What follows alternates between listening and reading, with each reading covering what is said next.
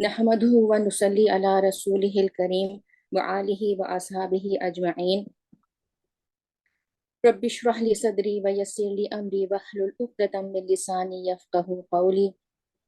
अल्लाहुम्मा अन्फ़अना बिमा अल्लमतना व अल्लिमना मा यनफ़अुना व ज़िदना इल्मा। अल्लाह ताला से दुआ करें कि जो इल्म भी यहाँ पर हम सीख के जाएं उसको अपने अमलों में उतारने वाले हों और हमारे लिए वो ये इल्म जो है वो नाफ़े बख्श बन जाए। आमीन इलाही आमीन। आयत सूरह बकरा की आयत नंबर 232 से इंशाअल्लाह ताला आगाज करते हैं। व इज़ा तल्लक़्तुमुन निसा फबलगना अजलहुन्ना फला तअदुरुहुन्ना अन यनकिहना अज़वाजहुन इज़ा तरौदा बैनहुम बिल मअरूफ ज़ालिका युअज़ बिही मन कान मिनकुम युमिनु बिल्लाहि वल यौमिल आखिर ज़ालिकुम अज़का लकुम व अत्हर वल्लाहु यअलमु व अंतुम ला तअलमून। जब तुम अपनी औरतों को तलाक दे चुको और वो अपनी इद्दत पूरी कर लें तो फिर इसमें मना ना होगा कि वो अपने ज़ेर तजवीज़ शौहरों से निकाह कर लें, जबकि वो मारूफ तरीके से बाहम मुनाकहत पर राजी हो। तुम्हें नसीहत की जाती है कि ऐसी हरकत हरगज ना करना अगर तुम अल्लाह और रोज़ आखिर पे ईमान लाने वाले हो। तुम्हारे लिए शाइस्ता और पाकीज़ा तरीका यही है कि इससे बाज रहो, अल्लाह जानता है और तुम नहीं जानते। कल भी हमें अंदाज़ा होगा, याद होगा इस बात का कि हम आइली जो अहकामात हैं उससे गुजर रहे हैं। यहाँ पर जितने भी अहकामात आए वो अल्लाह ताला ने अपना हुदूद उनको बताया गया और वो उन चीज़ की हिदायत दी गई है कि ज़िंदगी में इंसान के साथ ये सबसे नागवार वाक़यात होते हैं तलाक के, और जो आयरी प्रॉब्लम्स मियाँ बीवी में होती हैं या किसी ख़ानदान में होती है या फैमिली में होती हैं, तो उसको किस तरीके से मारूफ और अच्छे आसान तरीके से किस तरह से निपटाया जाए और उनके मामलात किस तरह से अदा किए जाएं।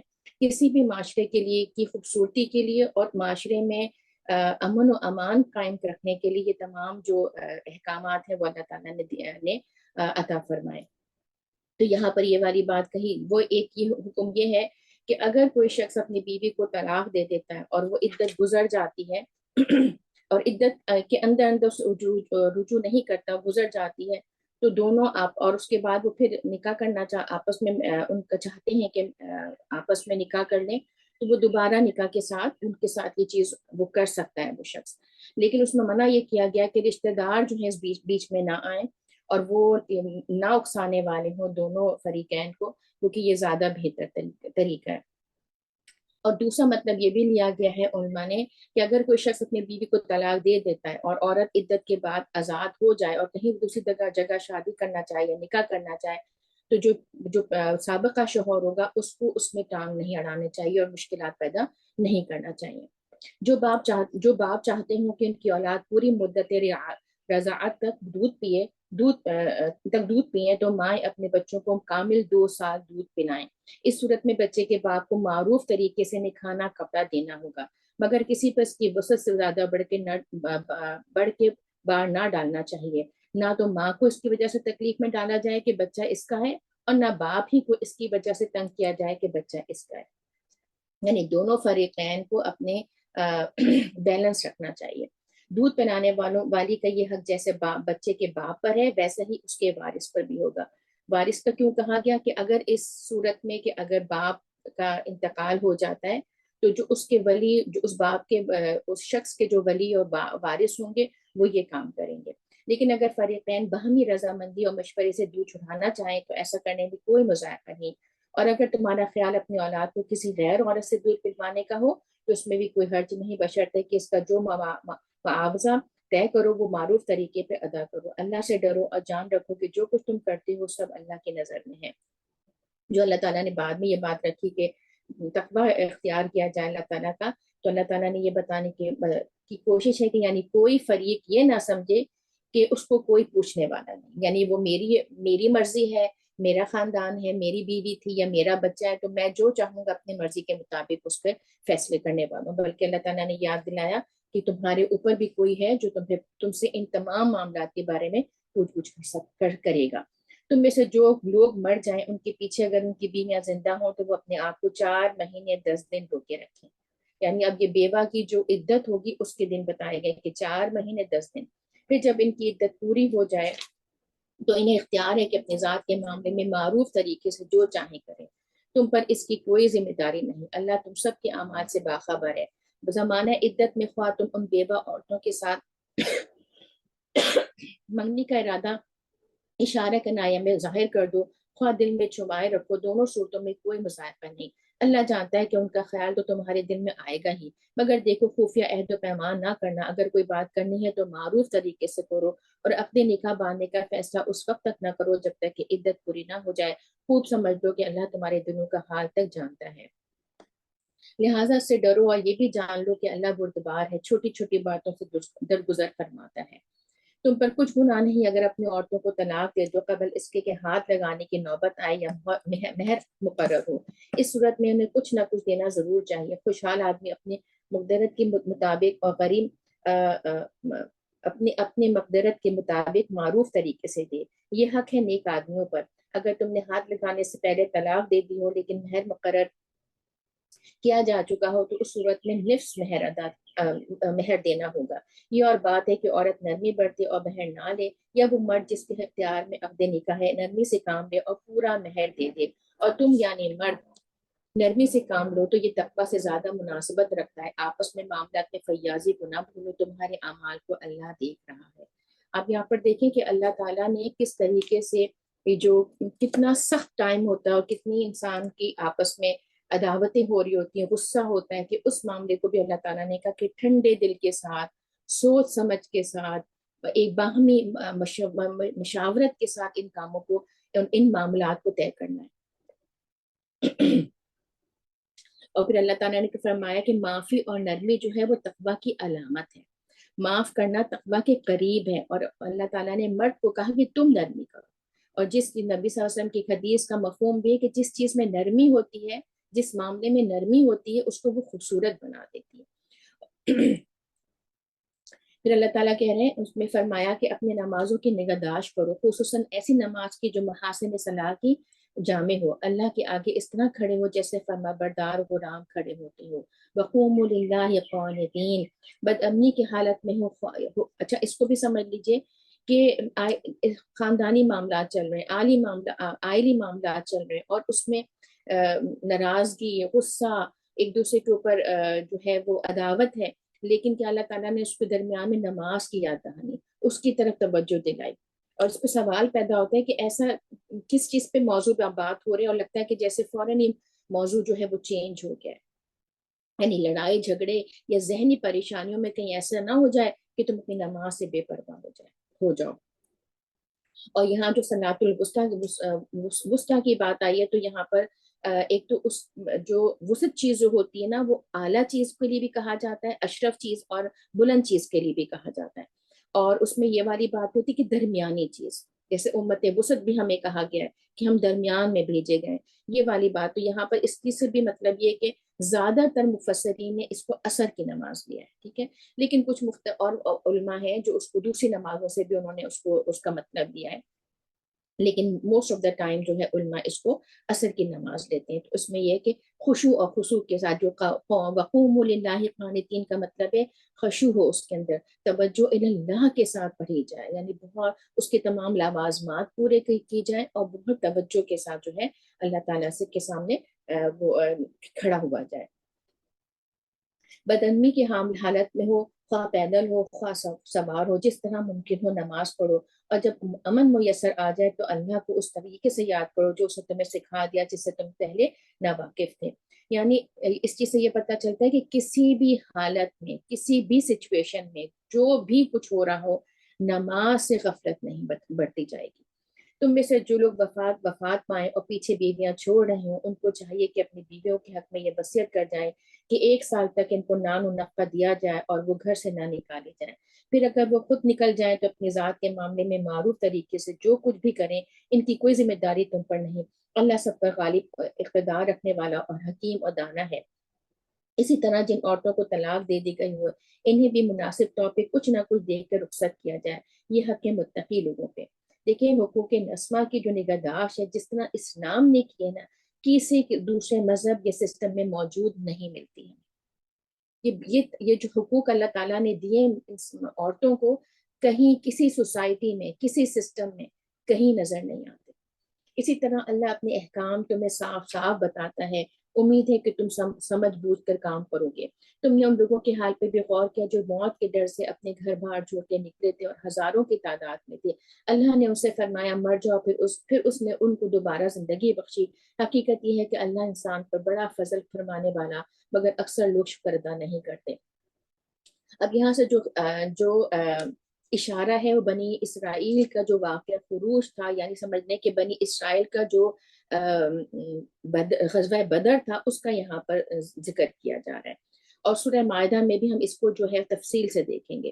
لیکن یہ لوگ جو ہے بڑی تعداد میں مصر سے نکلے تھے، اور پھر ان کو جو ریگستان میں ان کو جو چھوڑ دیا گیا تھا خود ایک ٹھکانے کے لیے جو ہے وہ اضطراب میں تھے، مگر جب اللہ کی حضرت موسیٰ علیہ السلام نے ان کو حکم دیا کہ ظالم کنائیوں کو فلسطین سے نکال دو اور اس علاقوں کو فتح کرو، تو انہوں نے بزدلی دکھائی تھی اور آگے بڑھنے سے انکار کر دیا۔ تو اللہ تعالیٰ نے انہیں 40 سال تک جو ہے وہ زمین پہ جو سرگردہ پھرنے کے لیے چھوڑ دیا تھا۔ تو یہاں پر کیا ہوگا، اس 40 سال کے دوران ان کی ایک نسل جو ختم ہوئی اور ایک دوسری نسل جو ہے وہ جو سختی میں اور جو آزمائشوں میں پلی تھی، تب اللہ تعالیٰ نے انہیں کنائیوں پہ جو غلبہ دیا۔ اور اسی سے معلوم، اور اسی چیز کو یعنی اللہ تعالیٰ نے جو بات کی نا کہ جہاد کو جو ہے اللہ تعالیٰ نے اسی کو موت اور دوبارہ زندگی سے جو ہے وہ تشبیہ دی ہے اور اس کی مثال دی ہے۔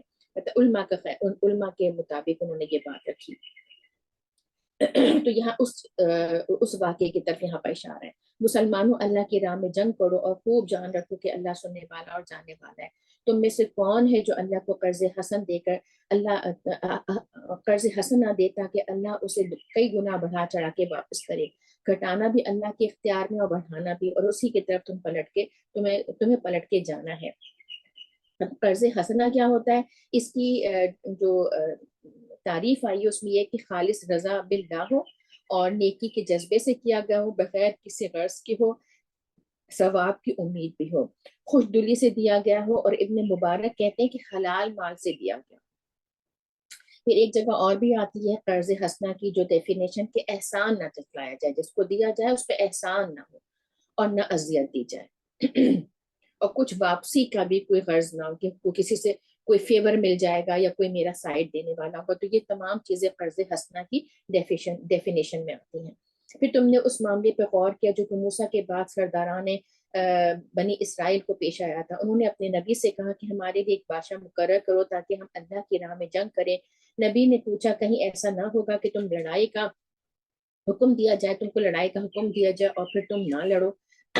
اب یہاں پر جو بات ہے وہ تقریباً اس واقعے کی طرف ہے جو 1000 سال پہلے قبی مسیح کا واقعہ تھا۔ اس میں بنی اسرائیل پر جو ہے وہ اسرائیلیوں نے فلسطین کے اکثر جو تھا سے جو علاقہ چھین لیا تھا۔ تو اس وقت کا جو زمانے کے جو بادشاہ تھا اسے بنی اسرائیل کے درمیان حکومت کرتے تھے اور وہ عمر رسیدہ ہو چکے تھے۔ تو اس لیے سرداران بنی اسرائیل نے یہ ان کو ضرورت محسوس ہوئی کہ کوئی اور شخص ان کا سربراہ ہو جس کی قیادت میں جنگ کر سکے۔ اس وقت کے جو بنی اسرائیل تھے اس پر وہ اتنی ان میں جہالت آ چکی تھی اور اتنا دنیا کی محبت ان میں آ چکی تھی، اور وہ غیر مسلم جو قومیں تھیں ان کے طور طریقوں سے وہ زیادہ انسپائر تھے اور متاثر تھے۔ تو جو خلافت اور بادشاہت کا جو فرق تھا وہ ان کے اندر سے نکل گیا تھا۔ تو انہوں نے اس چیز کے لیے کہا کہ ہمیں جو ہے وہ خلیفہ کی تقرر نہیں بلکہ بادشاہ کے تقرر کی بات کی تھی، اور اس کا جو ڈیٹیل ہے اس سلسلے میں بائبل کا جو ملتا ہے اس میں ان کی بہت زیادہ ڈیٹیل اس چیز کے بارے میں بتائی گئی ہے۔ تو یہاں پر جو ان کے لیے یہ اس کو یہاں پر جو رکھنا ہے سوال یہاں پر یہ ہوتا ہے کہ قرآن میں اس مقام پہ ان کا ایک بنی اسرائیل کے جو سردار تھے اس کے مطابق جو کیوں بات رکھی گئی۔ تو اللہ تعالیٰ نے اس قصے کا ذکر اس غرض سے کیا ہے کہ یہ مسئلہ مطلب اس کے ان کا جو مطالبہ تھا اس کے حوالے سے یہاں تھا، اور بتانا مقصود یہ تھا کہ بنی اسرائیل کس قدر بزدل ہو گئے تھے، اور اس میں ان کے اندر اتنی اپنی نفس کے لیے اپنی نفسانیت اتنی آ گئی تھی کہ ان کے اندر اخلاقی جو خصوصیات ہوتی ہیں نا وہ گھٹ رہی تھیں اور اس میں تنزیلی ہو رہی تھی، جس کے سبب آخر کار وہ گر گئے نا۔ اور اس ذکر کے فرض یہ بھی ہے کہ مسلمان جو ہے وہ عبرت حاصل کریں اور اپنے اندر یہ کمزوریاں جو ان میں ہو وہ اگر پاتے ہیں تو اس کو دور کرنے کی کوشش کریں۔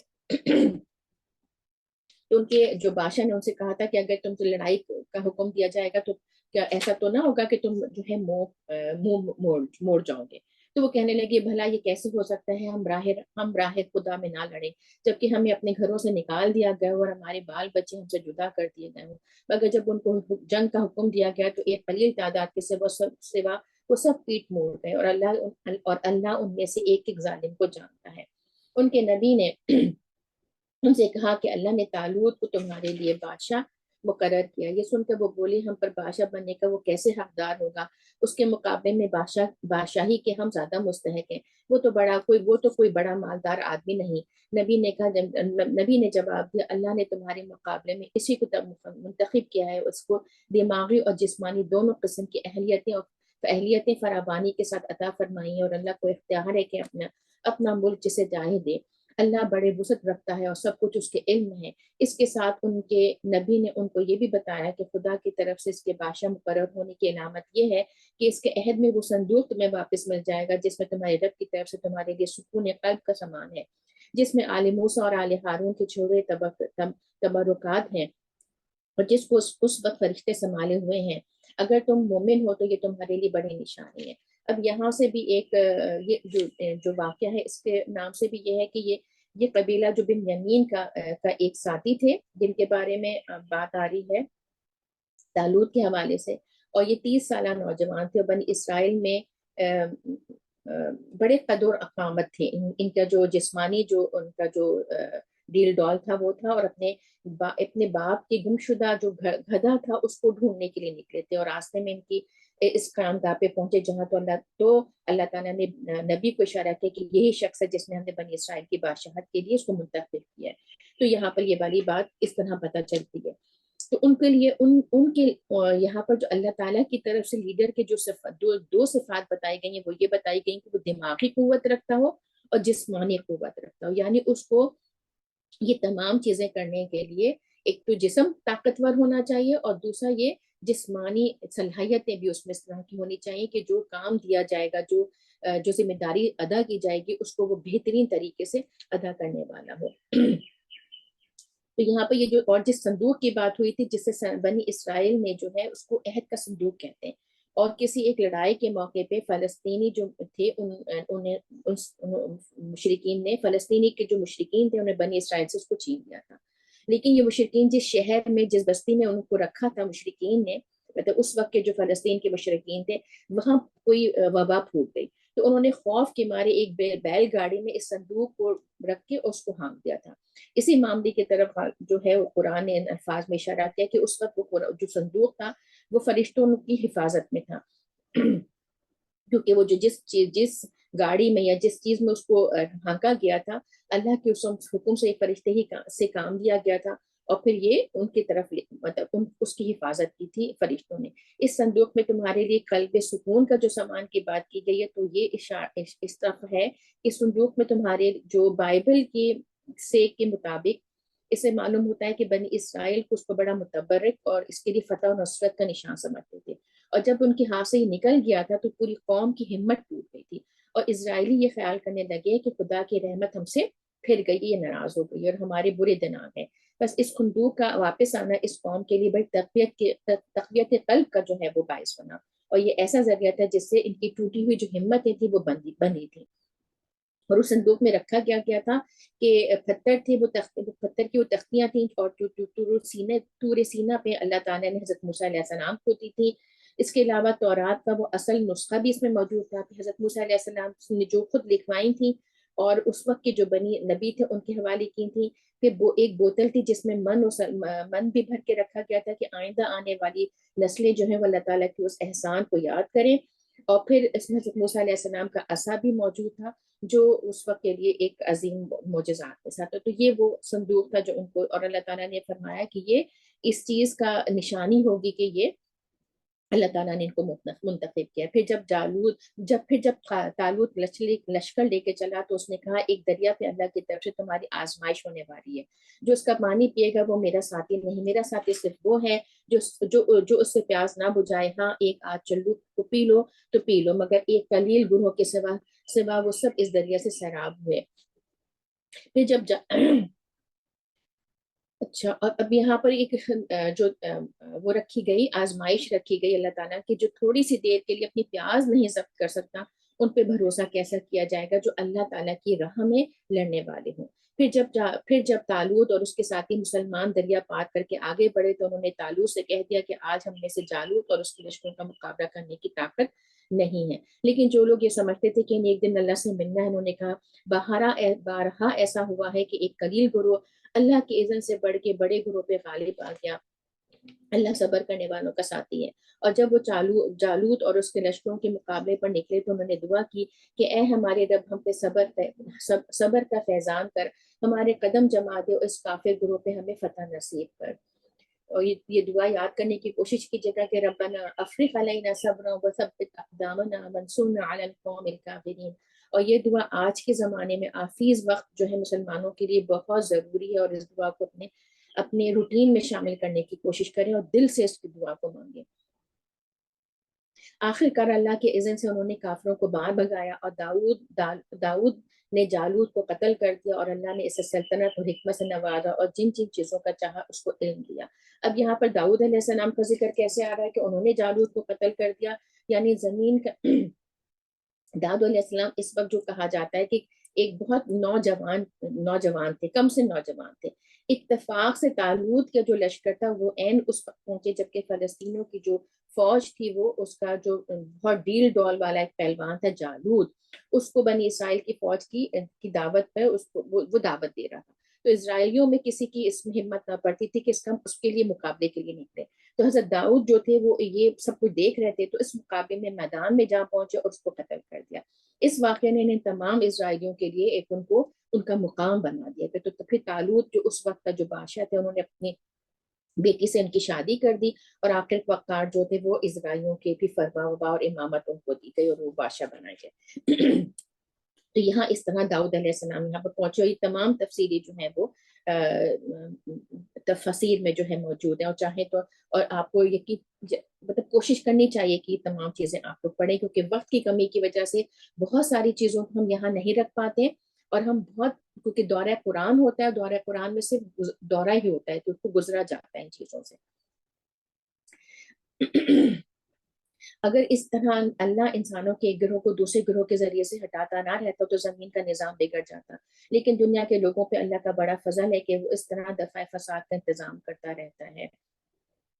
अब यहाँ पर जो बात बताई कि अल्लाह ताला लफसदल अर्दु वलाकिन्नल्लाह ज़ु फ़ज़्लिन अलल आलमीन, ये कानून है इलाही, ये इंतजाम बयान किया गया कि एक कौम को दूसरी कौम के साथ खत्म किया जाता है उस फसाद को, कि अगर ये नहीं होता तो ये ज़ाब्ता नहीं बनाया जाता तो इंसानों के मुख्तलिफ ग्रोहों की एक खास हद होती है जो जमीन पर उनको गलबा या ताकत दिया जाता है, ठीक है। लेकिन अगर वो उससे हद से बढ़ने लगता है तो दूसरे ग्रोह के जरिए उसका जोर तोड़ दिया जाता है। और अगर ऐसा कहीं नहीं होता, अगर ये ज़ाब्ता नहीं बनाया जाता अल्लाह ताला की तरफ तो एक कौम या एक पार्टी या एक इक़्तिदार जो होता वो हमेशा कायम रहता, और उनकी जो जातियां हैं, उनकी जो जुल्म है या उनका जो कहर है, उसको कभी जवाल नहीं होता।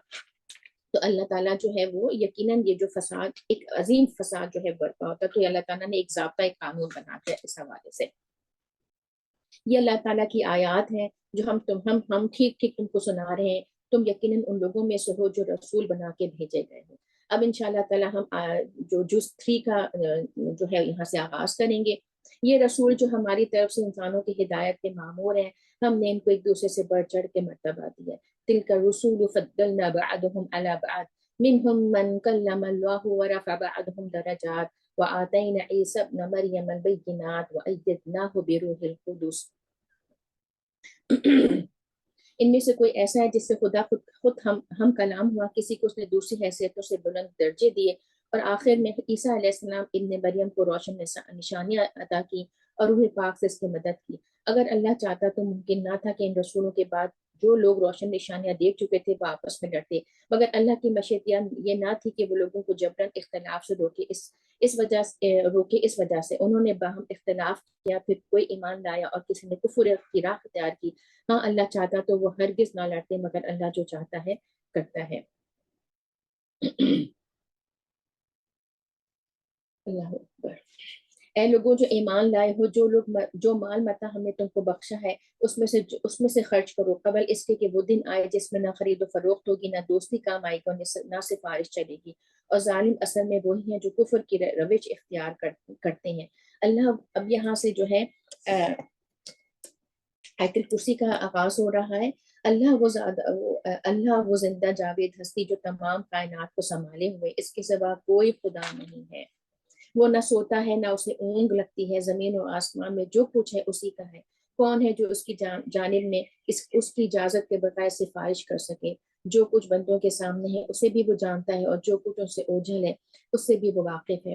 اور اس کی معاملات میں کوئی چیز ان کی گرفت ادراک میں نہیں آ سکتی، الا یہ کہ کسی چیز کا علم وہ خود ہی ان کو دینا چاہے۔ اس کی حکومت آسمان اور زمین پہ چھائی ہوئی ہے، اور ان کی نگہبانی اس کے لیے کوئی تھکا دینے والا کام نہیں، بس وہی ایک بزرگ اور برتر ذات ہے۔ آیت الکرسی جو ہے وہ بہترین تعارف ہے ہمارے اللہ تعالیٰ کی ذات کا۔ اللہ تعالیٰ نے اپنے آپ کی معرفت بہترین الفاظ میں اس آیت میں عطا فرمائی ہے، اور ان کے تمام اہل کتاب کے جو عیسائی تھے، ان کے جو عقیدے تھے، ان کو کھول کھول کے اس آیت میں جو ہے وہ اس کی تردید کی گئی ہے، اور اس کی حقیقت کو اس آیت میں جو ہے بیان کیا گیا ہے۔ اور یہاں پر جو کرسی ہم کہتے ہیں کہ آیت الکرسی کے نام سے اس کو ہم جو ہے نام سے مشہور ہے، تو اس میں یہ جو بات ہے وہ اللہ تعالیٰ کی حوالے سے اقتدار اور اللہ تعالیٰ کا حکومت اور اس کی جو احکام، اس کی جو حاکمیت ہے اس کو بیان کرنا مقصد ہے، ٹھیک ہے۔ اور یہاں پر یہ بھی ہے کہ یہ قرآن کی سب سے افضل آیت ہے، آیت الکرسی کو کہا جاتا ہے۔ اور آیت الکرسی کے حوالے سے یہ بھی ہے کہ جو رات میں اس کو پڑھ لیتا ہے تو اللہ تعالیٰ اس کی نگہبانی کے لیے ایک فرشتہ جو ہے وہ مقرر فرما دیتا ہے۔ اللہ اکبر۔ پھر اس میں یہ بات بھی ہے کہ یہاں پر اب یہاں پر جو بات چل رہی ہے وہ پہلے اس میں جو پیچھے سے چلتی آ رہی تھی، اور اس پہ نگاہ ڈالی جائے تو یہ پتہ چلتا ہے کہ پہلے مسلمانوں کو دین حق کے لیے جو ہے وہ جان و مال سے جہاد کرنے کے لیے جو ہے ابھارا گیا، اور ان میں جو کمزوریاں تھیں اس سے بچنے کے لیے ان کو جو بنی اسرائیل میں تھی اس وقت کے مسلمانوں کے لیے، اس سے جو بنی اسرائیل میں مبتلا ہو گئے تھے اس سے جو مسلمانوں کو بچنے کی تاکید کی گئی۔ پھر حقیقت بتائی گئی کہ فتح و کامیاب جو ہے وہ تعداد یا سال و سامان کے اوپر نہیں ہوتی، بلکہ صبر سے اور پختہ عزم سے ہوتی ہے۔ پھر جنگ کے ساتھ اللہ تعالیٰ کے ساتھ جو وابستگی تھی اس کے اوپر بات رکھی گئی، اور پھر دوسرا ایک گروہ کو ایک گروہ سے کس طرح ہٹایا جاتا ہے، اس کی وجوہات کیا تھیں، اور پھر اس کے بعد یہ چیز دی گئی کہ یہ تمام چیزیں جو ہیں وہ اللہ تعالیٰ اپنے اختلاف اس شبے میں نہ رہیں کہ جو لوگ ناواقف لوگ ہیں وہی سمجھتے ہیں کہ جو اختلافات، یہ تمام چیزیں ہوئی، اللہ تعالیٰ نے علم دیا اور نبی آئے، لیکن اس کے بعد باوجود اختلافات ختم نہیں ہوئے، تو ان کے دلوں میں کہیں یہ بات نہ آ جائے کہ خدا نہ خواستہ اللہ تعالیٰ جو ہے وہ وہ اختلاف کو ختم نہیں کر سکتا، بلکہ اللہ تعالیٰ نے یہ بتایا کہ جو نزاعات اور جو اختلافات کی بات ہے اس کو وہ اس لیے بھیجتا ہے، اس لیے بھی کہ وہ چاہے تو اس چیز کو ختم کر سکتا ہے، لیکن اللہ تعالیٰ ایسا نہیں چاہتا، بلکہ اللہ تعالیٰ نے انسان کو ایک عقل دی ہے، شعور دیا، پھر اس کی ہدایت کے لیے جو ہے وہ احکامات اتارے، اپنے نبی بھیجے، کتابیں اتاری، اور ان کو اختیار دیا، ان کو پورا اختیار دیا کہ وہ جو چاہیں وہ اپنے معاملے میں کرنے والے ہیں۔ ورنہ اگر اللہ تعالیٰ چاہے تو وہ کسی کو بھی جس کو چاہے وہ ان چیزوں سے وہ پکڑ سکتا ہے اور ان کو باز رکھ سکتا ہے، لیکن اللہ تعالیٰ کی مشیت یہ نہیں ہے، بلکہ اللہ تعالیٰ کی مشیت ہے کہ وہ انسانوں کو پوری کھلی چھٹی دے اور ان کی ہدایت کا بھی سامان کرے، اور پھر ان کے اوپر چھوڑ دے کہ وہ کون سا راستہ چنتے ہیں، اور یہ ان کے لیے آزمائش بھی ہے۔ پھر اللہ تعالیٰ نے فرمایا دین کے معاملے میں کوئی زبردستی نہیں ہے، صحیح بات غلط خیالات الگ چھانٹ کے رکھ دی گئی ہے۔ اب جو کوئی طاغوت کا انکار کرے گا، اللہ پر ایمان لے طاغوت کا انکار کر کے اللہ پہ ایمان لے آیا تو اس نے ایک ایسا مضبوط سہارا تھام لیا جو کبھی ٹوٹنے والا نہیں۔ اللہ جس کا سہارا اس نے لے لیا، سب کو چننے اور جانے والا ہے۔ اب جو لوگ ایمان لاتے ہیں اس کا حامی و مددگار اللہ ہے اور ان تاریکوں سے روشنی میں نکال لاتا ہے، اور جو لوگ کفر کی راہ اختیار کرتے ہیں ان کا حامی و مددگار طاغوت ہے اور وہ انہیں روشنی سے تاریکوں کی طرف کھینچ لے جاتے ہیں، یہ آگ میں جانے والے لوگ ہیں جہاں یہ ہمیشہ رہیں گے۔ بہت ہی پیاری آیات ہیں، ان کو کوشش کریں کہ ان کو اپنے رمضان کی ان گھڑیوں میں ان کو اگر جو یاد ہے، حفظ ہے تو ماشاء اللہ، لیکن اگر یاد نہیں ہے تو اس کو اپنا ٹارگٹ بنائیں ان آیات کو۔ آیت الکرسی تو ہم سب کو ہی یاد ہوتی ہے، لیکن اس کے آگے کی جو آیات ہیں ان کو بھی یاد کرنے کی کوشش ہو۔ اور اس میں جو بات اللہ تعالیٰ نے کی کہ دین کے معاملے میں کوئی زبردستی نہیں ہے، تو اس کو اس کے کانٹیکسٹ میں لوگ بہت غلط طریقے سے اس کو استعمال کرتے ہیں، اس کو یوز کیا جاتا ہے اور استعمال کیا جاتا ہے۔ یہاں پر اللہ تعالیٰ کہہ رہے ہیں دین کے معاملے میں، یعنی جب تک کوئی دین میں اسلام کے دائرے اسلام میں داخل نہیں ہو جاتا اس وقت تک اس پہ کوئی زور زبردستی نہیں ہے، یعنی پکڑ پکڑ کے یا ڈنڈے کی زور پہ آپ کسی کو مسلمان نہیں کر سکتے، وہ اپنی خوشی کے ساتھ اس دائرے میں داخل ہوگا۔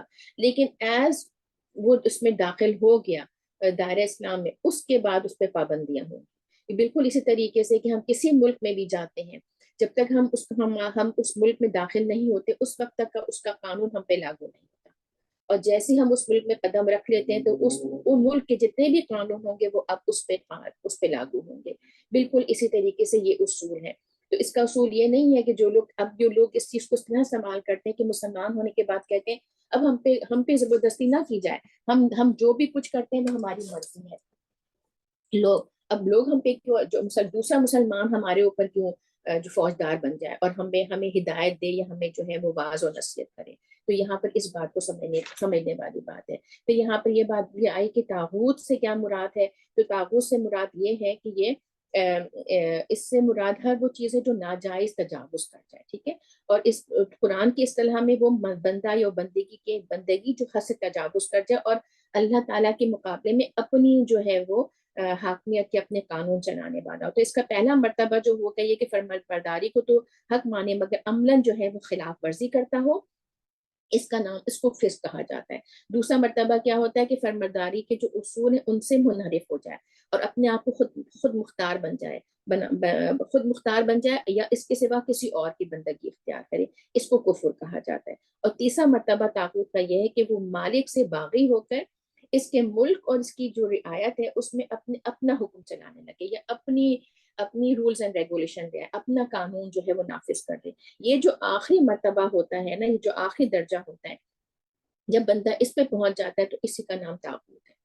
اور یہ کوئی شخص جو ہے صحیح معنوں میں اللہ کا مومن ہو ہی نہیں سکتا یا مسلمان ہو ہی نہیں سکتا جب تک وہ طاغوت کا منکر نہیں ہو جاتا۔ یعنی جتنے بھی حکم ہے، احکامات ہیں یا جو شرعی حدود ہیں یا قانون یا شریعت جو اللہ تعالیٰ سے جب تک ٹکراتی ہے وہ طاغوت میں آتی ہے۔ تو اس سے باز رہنے کی کوشش ہو اور ان چیزوں سے دور رہنے کی کوشش ہو، تو یہ وہ چیز ہے۔ پھر اللہ تعالیٰ کہہ رہے ہیں کہ جو اللہ تعالیٰ کو تھام لے گا، اللہ تعالیٰ کے کڑے کو تھام لے گا، یعنی اللہ تعالیٰ کے دین کو تھام لے گا، تو پھر اس کے لیے کوئی ڈرنے کی بات نہیں۔ اور جہاں پر جو بہت سمجھنے والی بات ہے اس کو ہم اپنے لیے آج کے لیے کی ورڈ بھی رکھ سکتے ہیں یا پرل آف ورزڈم لکھ سکتے ہیں کہ اللہ ولی الذین آمنوا، اللہ تعالیٰ کہہ رہے ہیں کہ اللہ تعالیٰ ایمان والوں کا جو ہے وہ ولی ہے۔ اللہ اکبر۔ اور ان کو کیا کرتا ہے، وہ اندھیروں سے نکال کے نور کی طرف لے کر آتا ہے۔ لیکن جو لوگ طاغوت کو پکڑ لیتے ہیں تو ان کے لیے وہ کیا کرتے ہیں، وہ طاغوت کیا کرتے ہیں، وہ نور سے نکال کے ظلمات میں لے آتے ہیں۔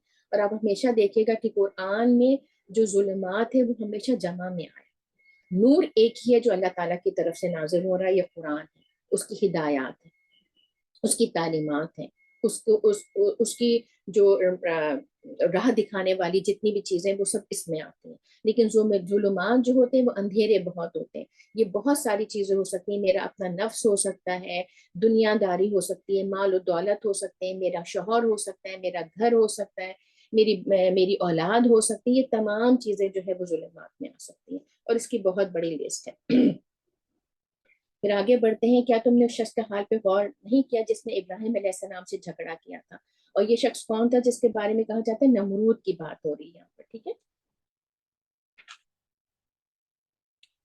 اس نے جھگڑا کیا تھا. جھگڑا اس بات پہ کہ ابراہیم علیہ السلام کا رب کون ہے. اس بنا پہ اس شخص کو اللہ نے حکومت دے رکھی تھی.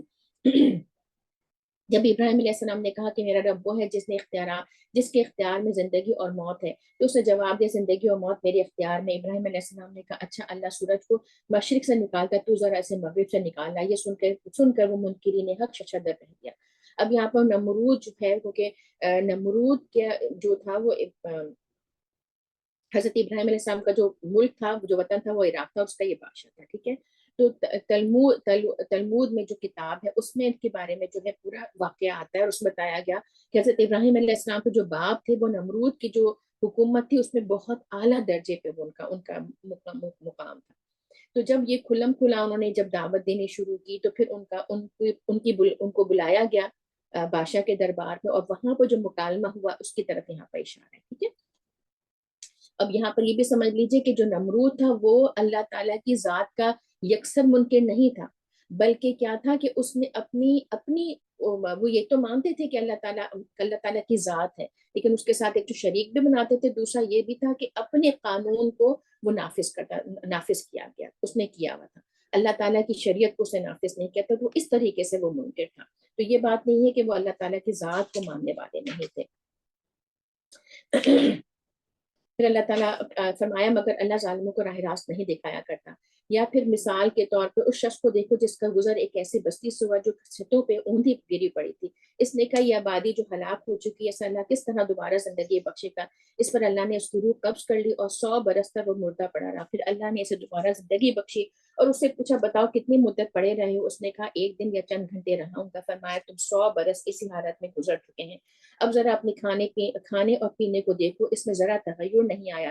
دوسری طرف ذرا اپنے گدھے کو بھی دیکھو کہ اس کا بنجر تک بوسیدہ ہو رہا ہے, اور یہ ہم نے اس لیے کیا ہے کہ ہم تمہیں لوگوں کے لیے ایک نشانی بنا دینا چاہتے ہیں. پھر دیکھو کہ ہڈیوں کے اس بنجر کو ہم نے کس طرح اٹھا کر گوشت پوشت اس پر چڑھاتے ہیں. اس طرح جب حقیقت کے سامنے بالکل نمایاں ہو گئی تو اس نے کہا میں جانتا ہوں کہ اللہ ہر چیز پہ قدرت رکھتا ہے. اب یہاں پہ یہ جو مثال دی گئی ہے اس کے بارے میں بھی آتا ہے کہ یہ بحث کہ یہ شخص کون تھا اور کہاں سے آیا, کس بستی میں رہتا تھا, اس کی کوئی ضرورت نہیں ہے, بلکہ اللہ تعالیٰ نے اس کو بھی نہیں بیان کیا. بس مقصد یہ تھا کہ حقیقت بتائی جائے. اللہ تعالیٰ نے آیات کے طور پہ, نشانیوں کے طور پہ یہ مثال یہاں پر رکھی ہے. اور وہ واقعہ بھی پیش نظر ہے جب ابراہیم علیہ السلام نے کہا تھا کہ میرے مالک مجھے دکھا دے تو مردوں کو کیسے زندہ کرتا ہے. فرمایا کہ تو ایمان نہیں رکھتا. اس نے عرض کیا ایمان تو رکھتا ہوں مگر دل کا اطمینان درکار ہے. فرمایا اچھا تو 4 پرندے لے اور ان کو اپنے سے مانوس کر لے, پھر ان کا ایک جز ایک پہاڑ پہ رکھ دے, پھر ان کو پکار, وہ تیرے پاس دوڑے چلے آئیں گے. خوب جان لو کہ اللہ نہایت با اقتدار اور حکیم ہے. اب یہاں پر یہ باری بات آتی ہے کہ حضرت ابراہیم علیہ السلام نے کیوں اللہ تعالیٰ سے اس طرح کا مطالبہ کیا, اور اللہ تعالیٰ نے اس سے کہا کہ تم ایمان نہیں لاتے, لیکن انہوں نے کہا کہ مجھے دل کا اطمینان چاہیے. تو اس بات کو سمجھنے کے لیے اس طرح اس کو سمجھ لیجئے اچھی طریقے سے کہ یہاں پر یہ چیز کہ ایک عام اہل ایمان کو اس زندگی میں جو بھی ہمیں ذمہ داری دی گئی ہے, یہ ہم سے خدمت لینے کے لیے اللہ تعالیٰ نے کہا ہے, تو وہ صرف اور صرف ایمان بالغیب کے ساتھ ہوگا. کہ عام انسان جو ہمارے لیے ہے وہ ہم بغیر دیکھے جو ایمان لا کے اس پہ ان کے لیے کافی ہو. لیکن انبیاء جو خدمت جو ذمہ داری اللہ تعالیٰ نے ان کو سپرد کی, اس کی ضروری ہے کہ وہ اپنی آنکھوں سے حقیقت دیکھیں جو ایمان لانے کی دعوت دینے کے لیے. اور ان کا کام کیوں کہ وہ زیادہ مطلب اس جو نوعیت ہے اس کی وہ بہت زیادہ ہے, کیونکہ وہ پوری دنیا کے لیے اس کی دعوت دیں گے, اور ان کو اس چیز کی طرف ان کو قائل کرنا ہے. تو ان کو بھی اپنی آنکھوں سے اس بات کو دیکھنے کے لیے, کیونکہ عام آدمی کا جو بھی معاملہ ہوگا وہ گمان کے اوپر ہوگا. ٹھیک ہے, لیکن جو انبیاء کے پاس جو علم آئے گا وہ انہوں نے اس کو دیکھا ہوگا, وہ اندھوں کی طرح اس طریقے سے نہیں آئیں گے, بلکہ وہ اس چیز کا مشاہدہ کر کے اور اس پہ ایمان لائیں گے, کیونکہ ان کا کانفیڈنس ہونا, اس پہ اعتماد ہونا وہ اس درجے کا ہوگا, تبھی تو وہ آگے جا کے اس چیز کا کام کر سکیں گے اور اس چیز کی دعوت دے سکیں گے. اور آپ یہ دیکھیں کہ عام انسان میں اور انبیاء میں یہی ایک فرق ہے. عام انسان جب اللہ تعالیٰ کی راہ کی دعوت دیتا ہے تو کہیں نہ کہیں خود بھی تھک جاتا ہے، کہیں اس کی بھی امیدیں ٹوٹ رہی ہوتی ہیں، کہیں اس کے ساتھ بھی جو ہے وہ اپنے آپ کو کہتا ہے چھوڑو اب میں کیوں کروں کتنا کتنا، وہ اس تھکنے لگتا ہے، ٹھیک ہے۔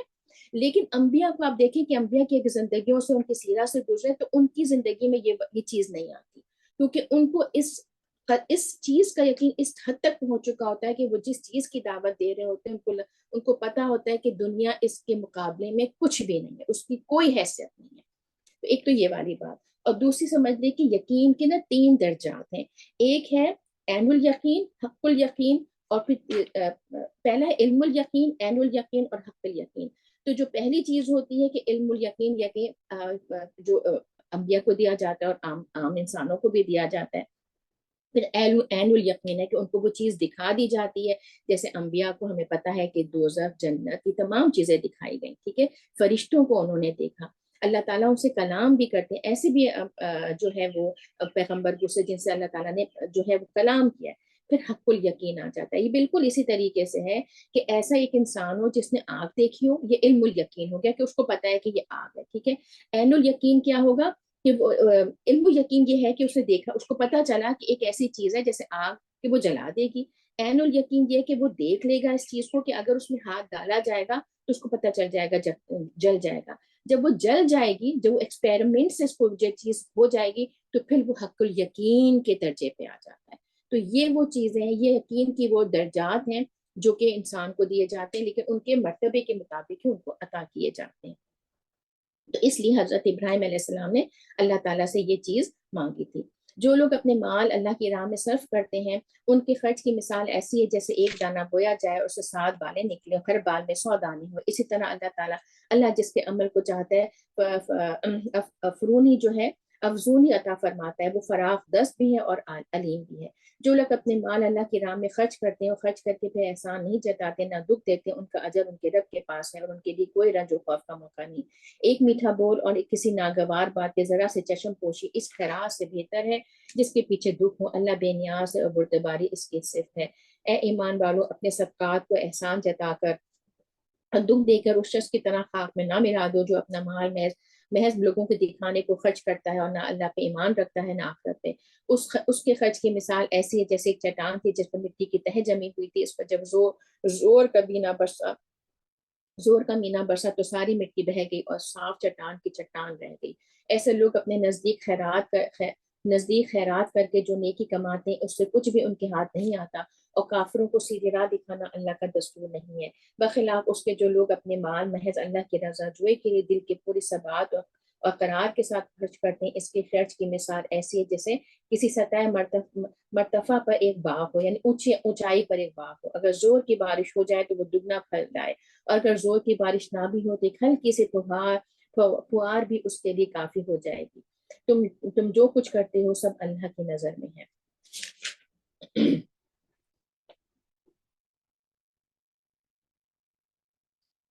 اللہ اکبر۔ اب یہاں پر یہ سمجھ میں لگتا ہے کہ اس کا جو سلسلہ کلام ہے اس کا موضوع جو ہے وہ بدلا جا رہا ہے، لیکن یہاں پر یہ دیکھ لیں کہ اہل ایمان کو دعوت دی گئی کہ جس عظیم مقصد کے لیے تم ایمان لائے اس کی خاطر جان و مال کی جو قربانی برداشت کرو، مگر جو کوئی بھی جو ہے اس سے مطلب اپنے نظر چرائے گا وہ بالکل وہ اس کو تبدیل نہیں کر سکتا۔ اس کا مطلب یہ ہے کہ انسان جو مال و دولت کی یا اپنے جو محبت ہے اس کی قربانی دینی پڑتی ہے اللہ تعالیٰ کی، جو اللہ تعالیٰ نے جو عظیم مقصد جو ہے مسلمانوں کے وقت کے جو بھی مسلمان تھے ان کے ذمہ لگایا گیا تھا۔ تو جو مال کی محبت یہاں پر نکالنا مقصد ہے کہ اس کو جب تک نکالو گے نہیں تو پھر اللہ فی سبیل اللہ جو نکلنا انسان کے لیے مشکل ہو جاتا ہے۔ کیا تم میں سے کوئی یہ پسند کرتا ہے کہ اس کے پاس ایک ہرا بھرا باغ ہو، نہروں سے سیراب، کھجوروں، انگوروں اور ہر قسم کے پھلوں سے لدا ہوا، اور وہ عین اس وقت ایک تیز بگولے کی زد میں آ کے جلس جائے، اب کہ وہ خود بوڑھا ہو اور اس کے کم سن بچے ابھی کسی لائق نہ ہو۔ اس طرح اللہ اپنی باتیں تمہارے سامنے بیان کرتا ہے شاید کہ تم غور و فکر کرو۔ یہاں جو یہ مثال دی ہے اللہ تعالیٰ نے، یہ آخرت کو دنیا میں کمانے کی بات ہے کہ جو اگر تم نے اپنی آخرت کو سنوارنا ہے یا اس کو بہترین بنانا ہے تو دنیا میں اس کو کمایا جائے گا۔ اور بنایا جائے گا۔ اور یہاں پر یہی والی بات کہ انسان یہ پسند کرے کہ عمر بھر وہ اپنی میں کمائی میں لگا ہوا ہے، عمر بھر جی کمائی جو ہے وہ ایسے نازک موقع پہ تباہ و برباد ہو جائے، اس کو کوئی فائدہ نہ ہو اور محتاجوں کی طرح کھڑا ہو۔ یعنی دنیا میں انسان نے اتنی تقوی کی، اتنی ایفرٹس کیے، اپنی قوتیں لگائیں، اپنا وقت وہاں پر لگایا، اور اپنے طور پہ وہ سمجھا اس نے بڑا کام کیا، لیکن آخر میں پہنچ کے پتہ چلے کہ وہ تو بالکل خالی ہاتھ ہے، اس کو تو کچھ بھی نہیں ملا، اس کی نیت صحیح نہیں تھی، اس نے آخرت کے بارے میں کبھی سوچا ہی نہیں، صرف دنیا کمانے میں لگ گیا۔ تو یہ وہ شخص ہوگا جو حسرت اور میں مبتلا ہو جائے گا اس وقت کہ میں نے دنیا میں اتنی محنت کی لیکن آخرت میں آ کے میرے ہاتھ میں کچھ بھی نہیں بچا۔ بالکل یہ اسی طرح کی مثال اللہ تعالیٰ نے کی کہ اپنی دنیا میں اپنی آخرت کو کما لو۔ تو اے لوگوں جو ایمان لائے ہو، جو مال تم نے کمائے ہیں اور جو کچھ ہم نے زمین میں تمہارے لیے نکالا ہے، اس میں سے بہتر حصہ راہ خدا میں خرچ کرو۔ ایسا نہ ہو کہ اس کی راہ میں دینے کے لیے بری چیز چھانٹنے کی کوشش کرنے لگو، حالانکہ وہی چیز اگر تمہیں دے تو تم ہر کسی سے لینا قبول نہ کرو کہ اللہ کے اس قبول کرنے میں تم اغماس برتو، یعنی چشم پوشی کرو۔ تمہیں جان لینا چاہیے کہ اللہ بے نیاز اور بہترین صفات سے متصف ہے۔ شیطان تمہیں مفلسی سے ڈراتا ہے اور شرمناک طرز عمل اختیار کرنے کی ترغیب دیتا ہے، مگر اللہ تمہیں اپنی بخشش و فضل کی امید دلاتا ہے۔ اللہ بڑا فراخ دست اور دانا ہے، جس کو چاہتا ہے حکمت عطا کرتا ہے، اور جس کو حکمت ملی اسے حقیقت میں بڑی دولت مل گئی۔ ان باتوں سے صرف وہی لوگ سبق لیتے ہیں جو دانش مند ہے۔ اور حکمت کسے کہا جاتا ہے؟ حکمت کہا جاتا ہے کہ صحیح بصیرت ہو اور صحیح قوت فیصلہ ہو، یعنی انسان بصیرت وہ چیز ہوتی ہے جو انسان کو ظاہری طور پہ نظر نہیں آتی، بلکہ ظاہر کے جو پیچھے پس پردہ جو چیز حقیقت ہے اس کو دیکھنے والا ہوتا ہے، اور اس کے نتیجے میں جو وہ فیصلے کرنے والا ہوتا ہے، تو اس سے وہ صحیح فیصلے کرتا ہے۔ ٹھیک ہے، تو یہاں پر وہی والی بات جو پیچھے مثال دی تھی کہ دنیا میں جو لوگ اپنے آپ کو سمجھ رہے ہیں کہ ہم ترقی کر گئے اور ہم جو آسودگی کی زندگی گزار رہے ہیں، تو وہ ظاہری چیز کو دیکھ رہے ہیں اور ان میں وہ حکمت نہیں ہے۔ اور دوسری بات یہ کہ حکمت کس سے ملتی ہے؟ ایک تو حکمت جو ہے نا وہ قرآن، جتنا قرآن کے ساتھ انسان جڑتا ہے اتنی اس میں حکمت کی جو صفت ہوتی ہے وہ پیدا ہوتی ہے۔ آگے بڑھتے ہیں کہ تم نے جو کچھ بھی خرچ کیا اور جو نظر بھی مانی، اللہ کو اس کا علم ہے، اور ظالموں کا کوئی مددگار نہیں۔ اگر اپنے صدقات علانیہ دو گے تو یہ بھی اچھا ہے، لیکن اگر چھپ چھپا کے حاجت مندوں کو دو گے تو یہ تمہاری حق میں زیادہ بہتر ہے۔ تمہاری بہت سی برائیاں اس طرز عمل سے محب ہو جاتی ہیں، اور جو کچھ تم کرتے ہو اللہ کو بہرحال اس کی خبر ہے۔ اس میں ایک بات سمجھ لیجئے کہ صدقات دینے سے، اللہ تعالیٰ کے راستے میں خرچ کرنے سے اللہ تعالیٰ کہہ رہے ہیں کہ تمہاری بہت سی برائیاں، تمہاری بہت سے گناہ جو ہیں وہ اس چیز سے، اس طرز عمل سے جو ہے وہ محو ہو جاتے ہیں، ختم کر دیے جاتے ہیں۔ لوگوں کو ہدایت بخش دینے کی ذمہ داری تم پر نہیں ہے، ہدایت تو اللہ ہی جسے چاہتا ہے بخشتا ہے۔ اور خیرات میں جو مال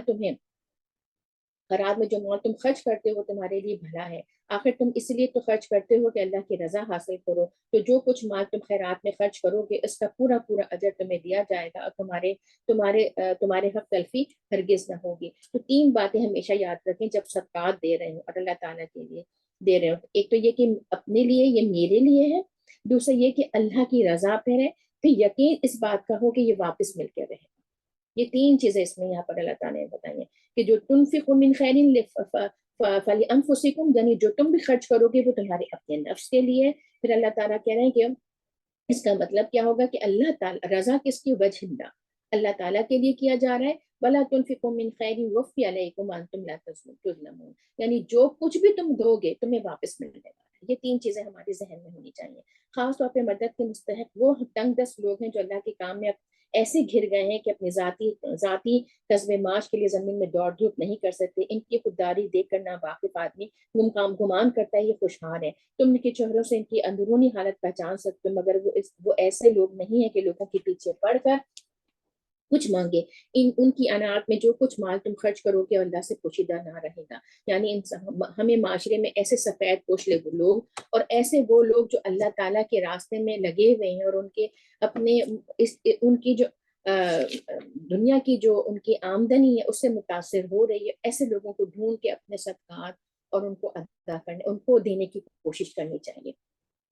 جو لوگ اپنے مال شب و روز کھلے اور چھپے خرچ کرتے ہیں ان کا اجر ان کے رب کے پاس ہے، اور ان کے لیے کسی خوف اور رنج کا مقام نہیں، مگر جو لوگ سود کھاتے ہیں ان کا حال اس شخص کا ہوتا ہے جسے شیطان نے چھو کے باولا کر دیا۔ اس حالت میں مبتلا ہونے کی وجہ یہ ہے کہ وہ کہتے ہیں کہ تجارت بھی تو آخر سود ہی کی جیسی چیز ہے۔ کیا یہ چیز آج ہم نہیں سنتے؟ لوگ اکثر یہ کہتے ہیں کہ تجارت بھی تو آخر سود ہی جیسی چیز تو ہے، اس میں بھی منافع ہوتا ہے، اس میں منافع ہوتا ہے۔ حالانکہ اللہ نے تجارت کو حلال کیا اور سود کو حرام کیا، لہٰذا جس شخص کو اس کے رب کی طرف سے یہ نصیحت پہنچے اور آئندہ کے لیے وہ سود خوری سے باز آ جائے تو جو کچھ وہ پہلے کا کھا چکا سو کھا چکا، اس کا معاملہ اللہ کے حوالے ہے۔ اب یہاں پر یہ سمجھ لیں کہ جو یہ بات کہتے ہیں نا، اس کے کچھ 3-4 اصول اگر ہم دیکھ لیتے ہیں اس کو ہمیں پتہ چل جائے گا کہ یہ ربا اور جو تجارت ہے اس میں کیا فرق ہے۔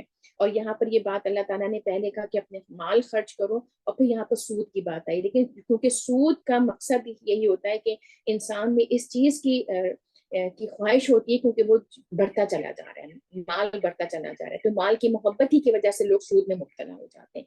تو اللہ تعالیٰ نے اس کو بتا دیا کہ یہ چیز ایسی نہیں ہے جس کا ہم سمجھتے ہیں۔ تو 4 مین چیزیں اس کو دیکھ لیتے ہیں کہ اس تجارت اور ربا میں یا پھر سود میں کیا فرق ہے۔ ایک تو یہ بات ہے کہ جو خریدار ہوتا ہے، اور جو پہلی اصول یہ ہے کہ جو سود میں اور اس میں فرق یہ ہے کہ جو خریدنے والا ہوتا ہے اور جو بیچنے والا ہوتا ہے اس کے درمیان جو منافع ہوتا ہے نا، اس کو عدل اور انصاف کے ساتھ جو ہے وہ ڈیوائڈ کرتا ہے جو تجارت ہوتی ہے۔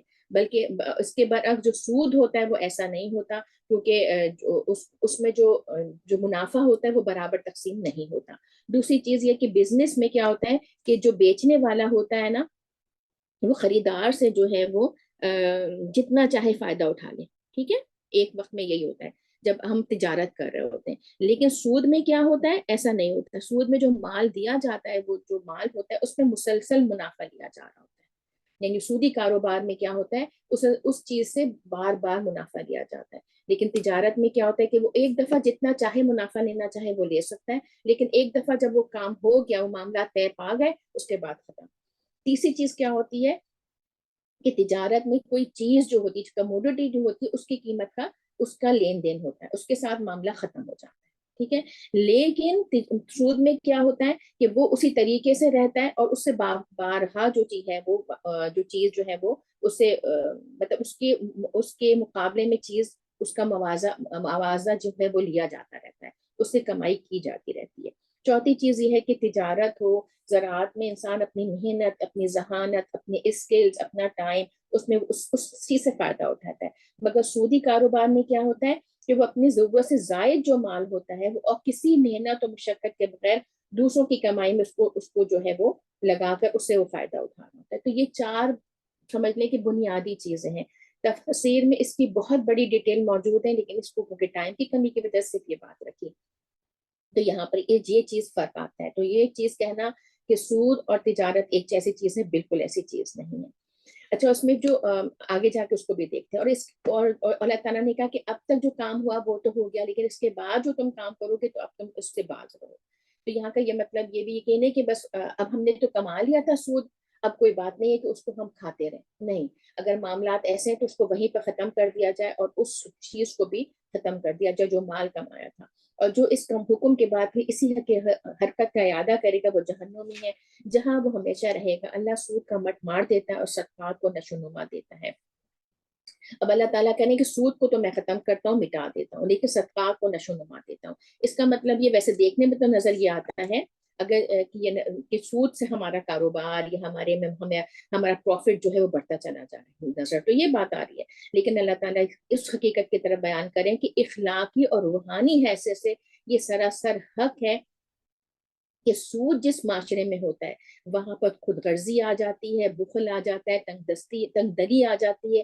انسان جو ہے، لوگ جو ہے نا، وہ اپنے بارے میں سیلفش ہو جاتے ہیں، صرف اپنے بارے میں سوچ رہے ہوتے ہیں، ٹھیک ہے۔ ایک تو معاشرے میں یہ خرابی ہوتی ہے، اور دوسری یہ کہ جو انسان کے اندر فراغ دلی، اعلیٰ ظرفی، لوگوں کے لیے برداشت کرنا، لوگوں کی تکلیفوں کو برداشت کرنا، یہ اس کا احساس کرنا، یہ تمام چیزیں جو ہے کب پیدا ہوتی ہیں؟ تو وہ تجارت سے پیدا ہوتی ہیں. تو ان دونوں چیزوں میں بہت فرق ہے. اور اللہ تعالیٰ جو لوگوں میں یہ اچھی عادتیں بڑھ جاتی ہیں تو ان کی پاکیزگی اور ان کے جو اچھے اعمال ہوتے ہیں اس میں فراوانی افزونی ہو رہی ہوتی ہے. وہ جو ہے وہ ترقی کر رہے ہوتے ہیں, وہ چڑھ رہے ہوتے ہیں, اور اس کی وجہ سے ان کی مرتبات اور ان کے درجات جو ہے وہ اللہ تعالیٰ کے چڑھ رہے ہوتے ہیں. تو یہ دونوں چیزیں اللہ تعالیٰ اس طرح بتا رہے ہیں کہ وہ چیز اس کو چیز کو مٹا دیتا ہے, اللہ تعالیٰ سود کو مٹا دیتا ہے اور صدقات کو نشو نما کرتا ہے, اس کو بڑھاتا ہے. اور اللہ آگے بڑھتے ہیں, اور اللہ تعالیٰ کسی ناشکر بدعمل انسان کو پسند نہیں کرتا. یعنی اللہ تعالیٰ یہ فرما رہے ہیں واللہ لا یحب کل کفار اثیم.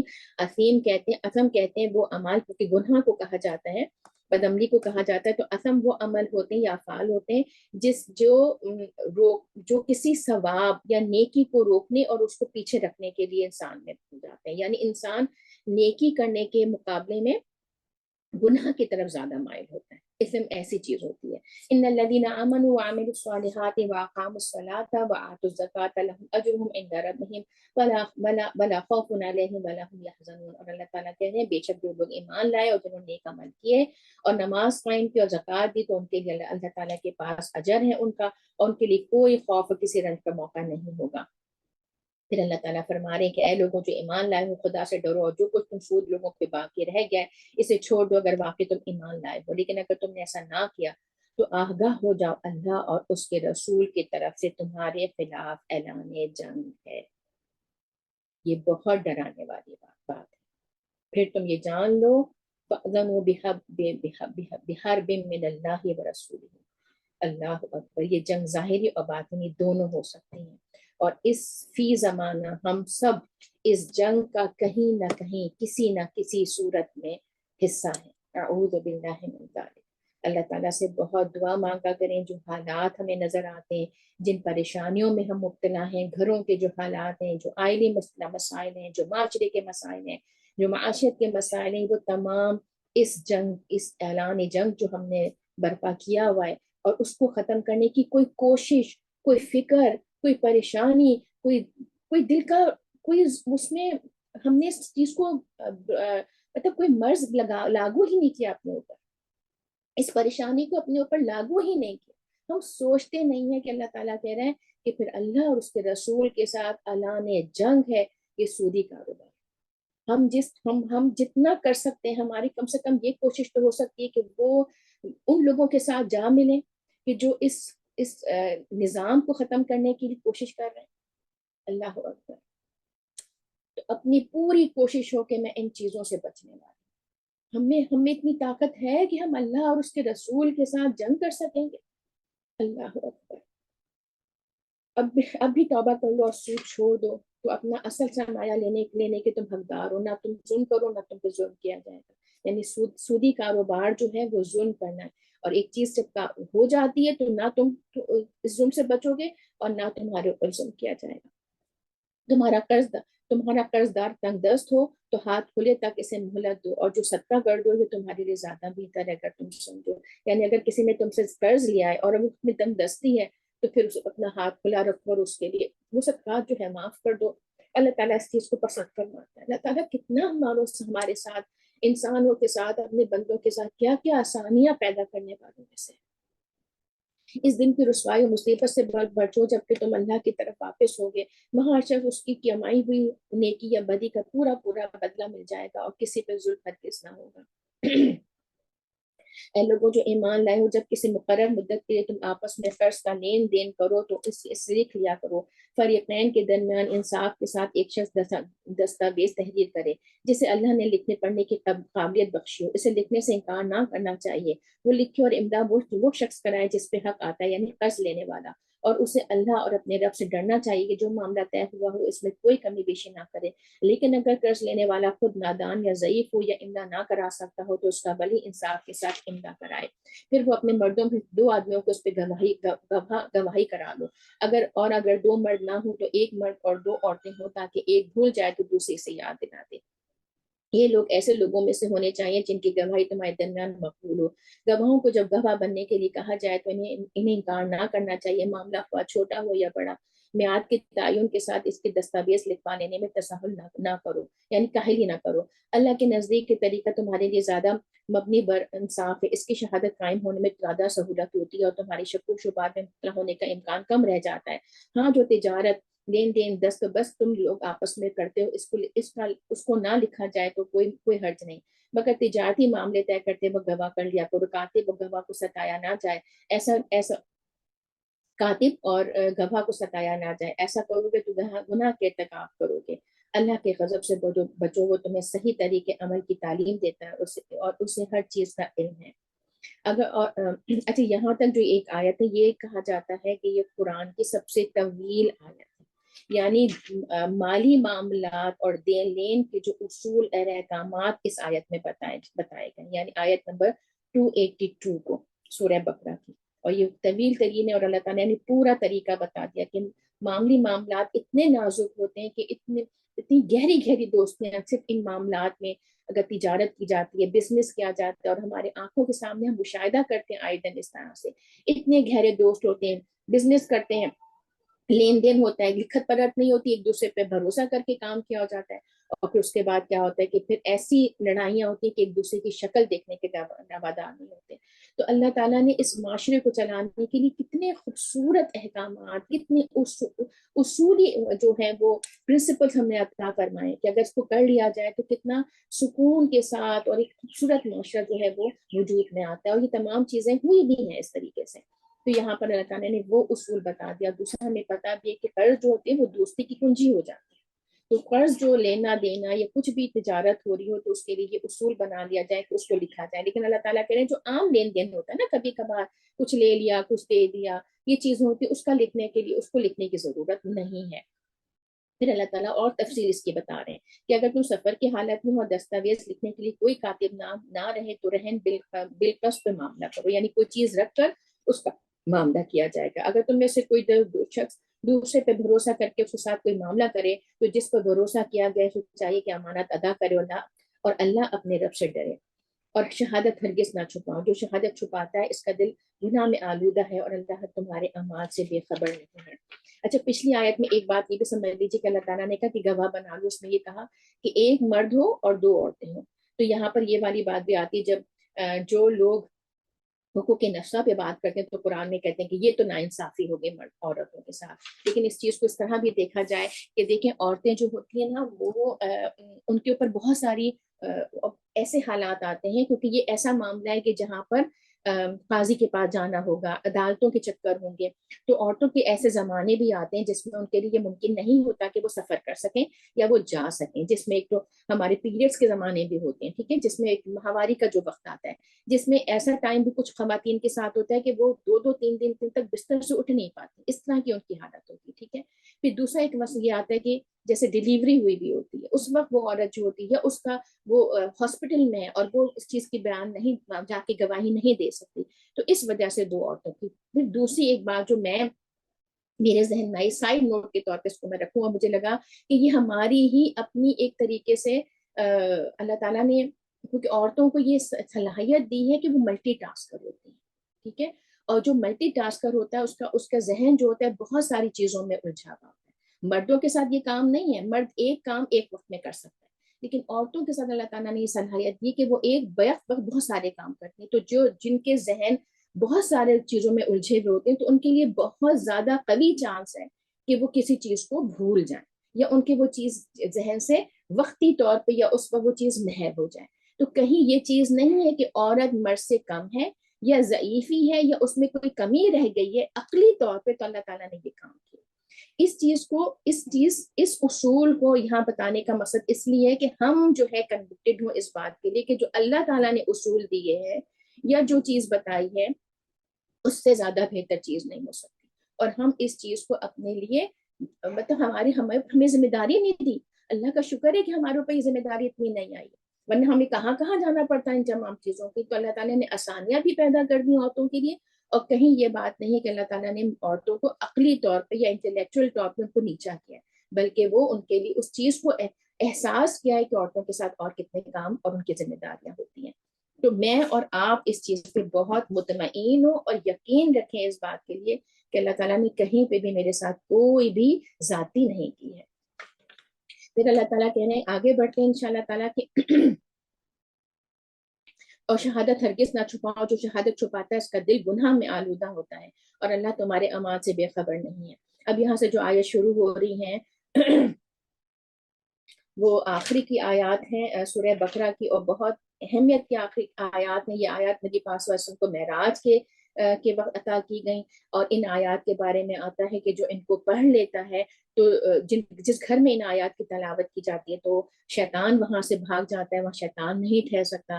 رات کے وقت ان آیات کی تلاوت کی جاتی ہے جو آخر کی جو آیات ہیں یہ سورہ بقرہ کی، تو وہ اللہ کے نبی فرمان کے مطابق اس کا مفہوم ہے کہ وہ اس کے لیے کافی ہو جاتی ہیں.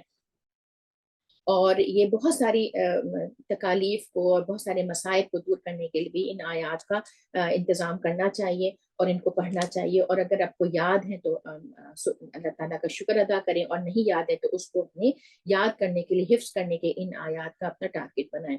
آسمان و زمین میں جو کچھ ہے سب اللہ کا ہے، تم اپنے دل کی باتیں خواہ ظاہر کرو یا چھپاؤ، اللہ بہرحال ان کا حساب تم سے لے لے گا. پھر اسے اختیار ہے، جسے چاہے معاف کر دے، جسے چاہے سزا دے، وہ ہر چیز پہ قدرت رکھنے والا ہے. رسول اس ہدایت میں ایمان لایا جو اس کے رب کی طرف سے اس پہ نازل ہوئی ہے، اور جو لوگ اس رسول کے ماننے والے ہیں انہیں بھی اس ہدایت کو دل سے تسلیم کر لیا ہے. یہ سب اللہ اور اس کے فرشتوں، کتابوں، اس کے رسولوں کو مانتے ہیں. ان کا قول یہ ہے کہ ہم اللہ کے رسولوں کو ایک دوسرے سے الگ نہیں کرتے، ہم نے حکم سنا اور اطاعت قبول کی. مالک ہم تو سے خطا بخشی کے طالب ہیں اور تیری ہی طرف ہمیں پلٹنا ہے. اللہ کسی متنفس پر اس کی مقدرت سے بڑھ کر ذمہ داری کا بوجھ نہیں ڈالتا. ہر شخص نے جو نیکی کمائی اس کا پھل اسی کے لیے، اور جو بڑی سمجھتی اس کا وبال اسی کے لیے. لا یکلف اللہ نفسا الا وسعها. اس آیت کو تو ہمیں حفظ ہونا چاہیے کہ اللہ تعالیٰ میری طاقت سے زیادہ مجھ پہ کوئی بار نہیں ڈالے گا. ہر شخص نے جو نیکی کمائی اس کا پھل اسی کے لیے، اور جو بدی سمیٹی اس کا وبال اسی پہ ہے. ایمان لانے والوں تم یوں دعا کیا کرو، اے ہمارے رب ہم سے بھول چوک میں جو قصور ہو جائیں ان پہ گرفت نہ کر. مالک ہم پر وہ بوجھ نہ ڈال جو تو نے ہم سے پہلے لوگوں پہ ڈالے تھے. پروردگار جس بار کو اٹھانے کی طاقت ہم پہ نہیں ہے وہ ہم پہ نہ رکھ. ہمارے ساتھ نرمی کر، ہم سے درگزر فرما، ہم پہ رحم کر، تو ہمارا مولا ہے، کافروں کے مقابلے میں ہماری مدد فرما. ربنا ولا تحمل علينا إصرا كما حملته على الذين من قبلنا ربنا ولا تحملنا ما لا طاقة لنا به واعف عنا واغفر لنا وارحمنا أنت مولانا فانصرنا على القوم الكافرين. آمین یا الہی آمین. یہ دعا جو ہے وہ پوری روح کو سمجھنے کے لیے، اس چیز کو سمجھنے کہ ہجرت کے وقت سے لے کر تقریباً ایک سال پہلے معراج کے موقع پہ نازل ہوئی ہے. اور مکہ میں کفر اور اسلام کے درمیان جو کشمکش تھی اور جو کھینچاتانی چل رہی تھی وہ انتہا کو پہنچ رہی تھی. مسلمان اس وقت مصائب و مشکلات کے پہاڑ ان پہ ٹوٹ رہے تھے، اور صرف مکہ ہی نہیں بلکہ اس کے آس پاس کے جتنے بھی علاقے تھے جس میں بھی بندہ خدا دین کی حق کی پیروی کا اختیار کر رہا تھا اس کے لیے سانس لینا جو ہے بہت زیادہ وہاں مشکل ہو گیا تھا. ان حالات میں مسلمانوں کو تلقین کی گئی ہے کہ اپنے رب سے دعا مانگو. اور ظاہر ہے کہ جو دینے والا خود جب مانگنے کا ڈھنگ سکھا رہا ہو، طریقہ سکھا رہا ہو، الفاظ سکھا رہا ہو، تو آپ یہ سوچیں کہ اس کے ملنے کا یقین کس درجے کا ہمارے لیے ہونا چاہیے. اللہ تعالیٰ نے کہا کہ یوں دعا مانگا کرو. وہ جو قبول کرنے والا ہے، جو مالک ہے، جو خالق ہے، جو سننے والا ہے، وہ کہہ رہا ہے میں اس الفاظ میں مجھ سے دعا مانگو کہ تو اس کو ہمیں یقین نہیں ہونا چاہیے کہ وہ ہم سے قبول فرمائے. تو جہاں بھی کمی کوتاہی ہو رہی ہے وہ میرے اینڈ سے ہو رہی ہے، اس کا مطلب یہ ہے. اللہ اکبر. آگے بڑھتے ہیں، سورہ العمران کو سٹارٹ کریں گے. سورہ العمران میں جو ہے وہ اس کو کہا جاتا ہے کہ چار جو ہے وہ تقاریر ہیں. پہلی تقریر جو ہے وہ جو رکوع ہے وہ بدر کے جو کہ قریبی زمانے میں نازل ہوئی، اور اس میں جو ہے پھر اس کے بعد جو دوسری تقریر ہے وہ حضرت نوح آدم علیہ السلام، نوح علیہ السلام، ابراہیم اور آل عمران کے تمام جو لوگ ہیں ان کے حوالے سے بات ہوگی. اور جو اس میں کیونکہ وقت نجران جو تھا نا اس وقت آیا تھا جب آیا تو نبی صلی اللہ علیہ وسلم سے اس نے بات چیت و ملاقات کی تھی، تو اس موقع پہ نازل ہوئی. تیسری کا جو ہے وہ جو آخری جو چلتی ہے تیسرا اور جو آخری جو تقریر ہے اس کا جو ہے وہ جنگ احد ہے، اس پہ تبصرہ ہے اللہ تعالیٰ کا، ٹھیک ہے۔ جو ہم نے سورہ بقرہ پڑھی تھی اس میں زیادہ تر بدر کا جو ہے وہ ذکر تھا، اور یہاں پر جو ہے وہ عیسائیوں سے زیادہ جو ہے وہ بات ہوگی، اور جو احد کا جو مارکا ہوا تھا اس پہ تبصرہ ہوگا، جو کمی کوتاہیاں ہو گئی تھی مسلمانوں پہ، اس پہ اللہ تعالیٰ نے جو گرفت فرمائی اور جو ہدایت دی اس پہ یہاں پر سورہ ال عمران میں بات ہوگی۔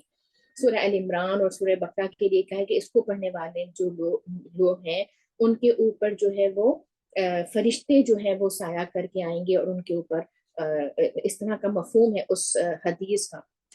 تو ان صورتوں کو جو ہے اپنی تلاوت میں اور اس چیز کو ہمیں شامل کرنا چاہیے۔ بسم اللہ الرحمن الرحیم، الف لام میم، اللہ لا الہ الا هو الحی القیوم نزل علیک الکتاب بالحق مصدقا لما بین یدیہ وانزل التوراۃ والانجیل۔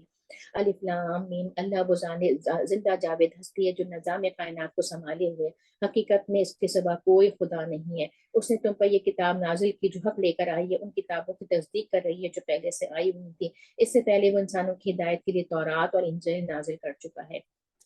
جو اللہ تعالیٰ کی یہاں صرف بتائی گئی الحی القیوم، یہ بنیادی صفت کے طور پہ یہاں تذکرہ فرمایا گیا ہے، اور یہاں یہ بات بھی سمجھ دی کہ جو نظام زندگی، جو نظام قانون حیات اللہ تعالیٰ کی طرف سے ملا ہے نا، وہ ایسے ہی ہستی کی طرف سے مل سکتا ہے جو ہمیشہ سے زندہ ہے اور ہمیشہ زندہ رہے گا، جو ہمیشہ سے قائم ہے اور جو ہمیشہ قائم رہے گا، الحی القیوم۔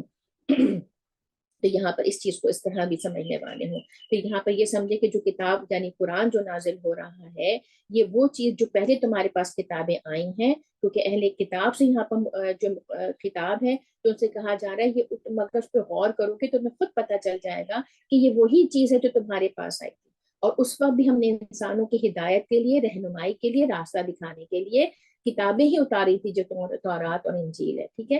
اور اب بھی ہم اس چیز کا جو لیٹسٹ ورژن ہے اب ہم اتارے یعنی قرآن، اور اس میں وہ کسوٹی اتاری ہے جو حق و باطل کا فرق کر دکھانے والی ہے۔ اب جو لوگ اللہ کے فرامین کو قبول کرنے سے انکار کریں ان کو یقیناً سخت سزا ملے گی۔ اللہ کے بنا طاقت کا مالک ہے اور برائی کا بدلہ دینے والا ہے۔ زمین و آسمان کی کوئی چیز اللہ سے پوشیدہ نہیں، وہی تو ہے جو تمہاری ماؤں کے پیٹ میں تمہاری صورتیں جیسی چاہتا ہے بناتا ہے، اس زبردست حکمت والی کے سوا کوئی اور خدا نہیں۔ وہی خدا ہے جس نے یہ کتاب تم پہ نازل کی۔ اس کی کتاب میں دو طرح کی آیات ہیں، ایک محکمات جو کتاب کی اصل بنیاد ہے، اور دوسرے متشابہات، یعنی قرآن کی دو آیات ہیں، ہمیں پتہ ہونا چاہیے، ایک محکمات ہیں اور ایک متشابہات ہیں۔ محکمات کیا ہیں؟ جو پکی اور پختہ ہیں، یعنی جو احکامات دیے گئے ہیں، جو قرآنی شریعت دی گئی ہے، جو قانون آیا گیا اور اس میں کسی قسم کا کوئی بھی رد و بدل نہیں، اور وہ اسی طریقے سے قائم ہے اس میں، اور بالکل کلیئر ہے، بالکل صاف ہے، واضح ہے، بالکل سامنے، ٹھیک ہے۔ اور متشابہات کون سی آیات ہوتی ہیں؟ جس میں اللہ تعالیٰ، جیسے اللہ تعالیٰ کی کرسی ہو، یا عرش ہو، فرشتے ہوں، حوریں ہوں، جنت و دوزخ ہو، یہ تمام چیزیں اس میں شامل ہو جاتی ہیں۔ اچھا، اب جو کہتے ہیں اللہ تعالیٰ کہنے کہ جن لوگوں کے دلوں میں ٹیڑے فتنے کی تلاش میں ہمیشہ متشابہات کے پیچھے پڑے رہتے ہیں، اور ان کے معنی پہنانے کی کوشش کیا کرتے ہیں، حالانکہ ان حقیقی مفہوم اللہ کے سوا کوئی نہیں جانتا۔ بخلاف اس کے جو لوگ علم میں پختہ ہیں، وہ کہتے ہیں کہ ہمارا ان پہ ایمان ہے، یہ سب ہمارے رب کی طرف سے ہے۔ والراسخون فی العلم جو ہے وہ یہ کہتے ہیں کہ ہم اس میں ایمان لے کر آئے جو متشابہات ہیں۔ متشابہات میں لوگ کس طرح کی پڑھتے ہیں کہ جنت دوزخ کی تمام چیزوں کے اوپر پڑ جاتے ہیں کہ وہ کیسی ہیں، حوریں کیسی ہیں، ان پہ بات مذاق بنانا، ان کے ایسے جوکس بنانے نہ متشابہات کے اوپر پڑھتے ہیں، اور پھر وہ کتنے لوگ تھے، کون تھا، کیا کیسا، ان چیزوں کے اوپر پڑ جاتے ہیں جن کا کوئی مقصد نہیں ہوتا، ٹھیک ہے۔ اور اللہ تعالیٰ جو کہتے ہیں صحیح مفہوم جو ہے، جو اس کا مطلب اللہ تعالیٰ کو پتا ہے، لیکن اللہ تعالیٰ جس کو چاہتا ہے وہ علم ان کو عطا فرماتا ہے، لیکن وہ لوگ کون ہوتے ہیں؟ وراسخون علم ہوتے ہیں۔ اس کا مطلب یہ کہ وہ ایمان کے ساتھ اس میں یہ کہیں کہ جو آدمی قرآن یعنی کلام کے ساتھ اللہ کا یقین کرتا ہوا اس کو پڑھتا ہے اور اس میں تعویلیں پیدا نہیں کرتا، تو پھر اللہ تعالیٰ اور غور و فکر کرنے والا ہوتا ہے، تو اس کو ایک اطمینان حاصل ہو جاتا ہے، اس کو پتہ چلتا ہے کہ قرآن میں جو متشابہات اللہ تعالیٰ نے بتائے ہیں، اس کو پھر اس میں کسی قسم کا ہلجان یا اضطراب پیدا نہیں ہوتا، پھر اس کو پوری طریقے سے وہ کنوکٹڈ ہوتا ہے اس بات کے لیے کہ جو اللہ تعالیٰ نے اتارا اس میں کسی قسم کا کوئی شک و شبہ نہیں ہے۔ تو وہ اور پھر وہ کیا کہتے ہیں برخلاف اس کے جو لوگ علم میں پختہ کار ہیں وہ کہتے ہیں کہ ہمارا ان پہ ایمان ہے، یہ سب ہمارے رب کی طرف سے کی طرف سے ہے. اور سچ یہ ہے کہ کسی چیز کے صحیح سبق صرف دانشمند لوگ ہی حاصل کرتے ہیں. وہ اللہ سے دعا کرتے رہتے ہیں کہ پروردگار جب تو نے ہمیں سیدھا راستہ لگا سیدھے راستے پہ لگا چکا تو پھر ہمیں کہیں ہمارے دلوں کو کجی مبتلی نہ کی، جو ہمیں اپنے خزانہ فیض رحمت عطا کر وہی فیاض حقیقی. یہ دعا بھی بہت پیاری ہے.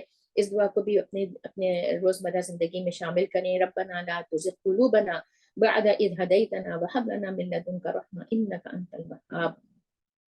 پروردگار تو یقیناً سب لوگوں کو ایک روز جمع کرنے والا ہے جس کے آنے میں کوئی شبہ نہیں، تو ہرگز اپنے وعدے سے نہیں ٹلنے والا نہیں ہے. جن لوگوں نے کفر کا رویہ اختیار کیا انہیں اللہ کے مقابلے میں نہ ان کا مال کچھ کام دے گا نہ اولاد، وہ دوزخ کا ایندھن بن کے رہیں گے. ان کا انجام ویسا ہی ہوگا جیسا فرعون کے ساتھیوں اور ان سے پہلے کے نافرمانوں سے ہو چکا ہے کہ انہوں نے آیات الہی کو جھٹلایا. نتیجہ یہ ہوا کہ اللہ نے ان کے گناہوں پہ انہیں پکڑ لیا، اور حق یہ ہے کہ اللہ سخت سزا دینے والا ہے.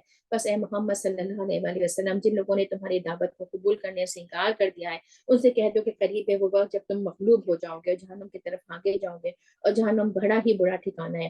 تمہارے لیے ان دو گروہوں میں سے ایک نشانی عبرت تھی جو بدر میں ایک دوسرے سے نبرد آزما ہوئے. ایک گروہ اللہ کی راہ میں لڑ رہا تھا اور دوسرا گروہ کافر تھا. دیکھنے والے پچشم سر دیکھ رہے تھے کہ کافر کا گروہ دیکھ رہا تھا کہ کافر گروہ کو مومن گروہ سے دو چند ہیں، مگر نتیجے نے ثابت کر دیا کہ اللہ اپنی فتح و نصرت جس کو چاہتا ہے مدد دیتا ہے. دیدہ بینا رکھنے والوں کے لیے اس میں بڑا سبق پوشیدہ ہے. لوگوں کے لیے مرغوبات نفس، عورتیں، اولاد، سونے چاندی کے ڈھیر، چیدہ گھوڑے، مویشی اور زرعی زمینیں بڑی خوش آئند بنا دی گئی ہیں، مگر یہ سب دنیا کی چند روزہ زندگی کے سامان ہے. حقیقت میں جو بہتر ٹھکانہ ہے وہ تو اللہ کے پاس ہے. کہو میں تمہیں بتاؤں کہ ان سے زیادہ اچھی چیز کیا ہے؟ جو لوگ تقویٰ کی اچھی چیز کیا ہے؟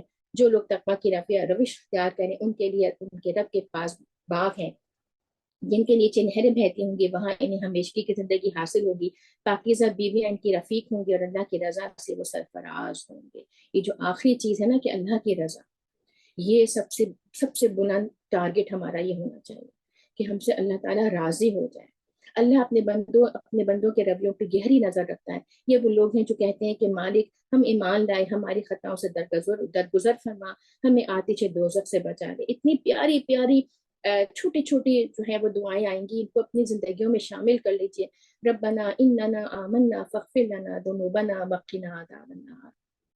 یہ لوگ صبر کرنے والے ہیں، راز باز ہیں، فرما بردار ہیں اور فیاض ہیں، اور رات کی گھڑیوں میں اللہ سے مغفرت کی دعائیں مانگا کرتے ہیں. اور پھر یہاں پر یہ دیکھیں اللہ تعالیٰ نے یہ بات بتا دی. اللہ تعالیٰ نے کوئی چیز نہیں چھپائی ہے. کھلا ایسا امتحان ہے جس کا پیپر آؤٹ ہو چکا ہے، جس کے آنسرز ہمارے سامنے رکھے ہوئے ہیں، لیکن ہم پھر بھی ان امتحان میں بار بار جو ہے فیل بھی ہوتے ہیں، بار بار بھی گرتے ہیں. لیکن زندگی رہتے وقت اس وقت تک ہمارے پاس چانس ہے جب تک ہماری جان جو ہے ہمارے نخے تک نہ پہنچ جاتی ہے.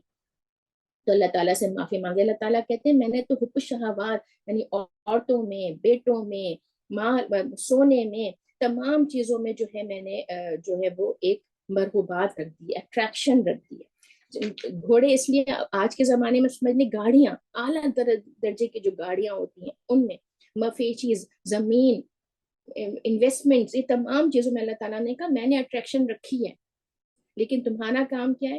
تمہیں یہ سمجھنا ہے کہ جو چیز یہ دنیا میں یہ چند روزہ ہی ہے، جو اس کے مقابلے میں میرے پاس جو چیز ہے وہ یہ چیز ہے. اور وہ کیا چیز اللہ تعالیٰ نے بتا دی کہ باغ ہوں گے، نہریں ہوں گی، اور سب سے بڑی بات کہ ہمیشگی والی. دنیا میں آپ کتنا بڑا آدمی کتنی بھی بڑی اپنی جو ہے وہ کھڑی کر لیتا ہے، اپنی عمارت کھڑی کر لیتا ہے، لیکن اس نے ختم ہونا ہے، وہ ہمیشگی والی نہیں ہے. لیکن ہمیشگی والی زندگی، اب کوئی چیز اللہ تعالیٰ سامنے کہے کہ یہ چیز جو چیز ہمیشہ رہنے والی ہے اور جو عارضی ہے، ہم آلویز وہ چیز کرتے ہیں کہ جس کی ڈیوریشن زیادہ ہوتی ہے، جس کی لائف زیادہ، اسپیم زیادہ ہوتا ہے.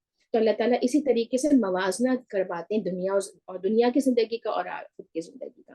اور اللہ تعالیٰ کہہ رہے ہیں وہاں بھی بیویاں دوں گی، پاکیزہ بیویاں تمہیں وہاں پر دی جائیں گی، اور سب سے بڑھ کے کہ میں تم سے راضی ہو جاؤں گا، میں تم سے خوش ہو جاؤں گا. اللہ اکبر. تو یہاں پر اللہ تعالیٰ نے یہی بات فرمائی. آگے بڑھتے ہیں. اللہ نے خود شہادت دی ہے کہ اس کے سوا کوئی خدا نہیں. یہی شہادت فرشتوں اور سب اہل ایمان نے دی ہے. وہ انصاف پہ قائم ہے. اس زبردست حکیم کے سوا فی الواقع کوئی خدا نہیں. اللہ کے نزدیک دین صرف اسلام ہے. ان الدین عند اللہ الاسلام. اللہ کے نزدیک اللہ تعالیٰ نے جو اپنے لیے جو اصول اور جو دین پسند کیا, جو طریقہ کار پسند کیا, وہ صرف اسلام پسند کیا.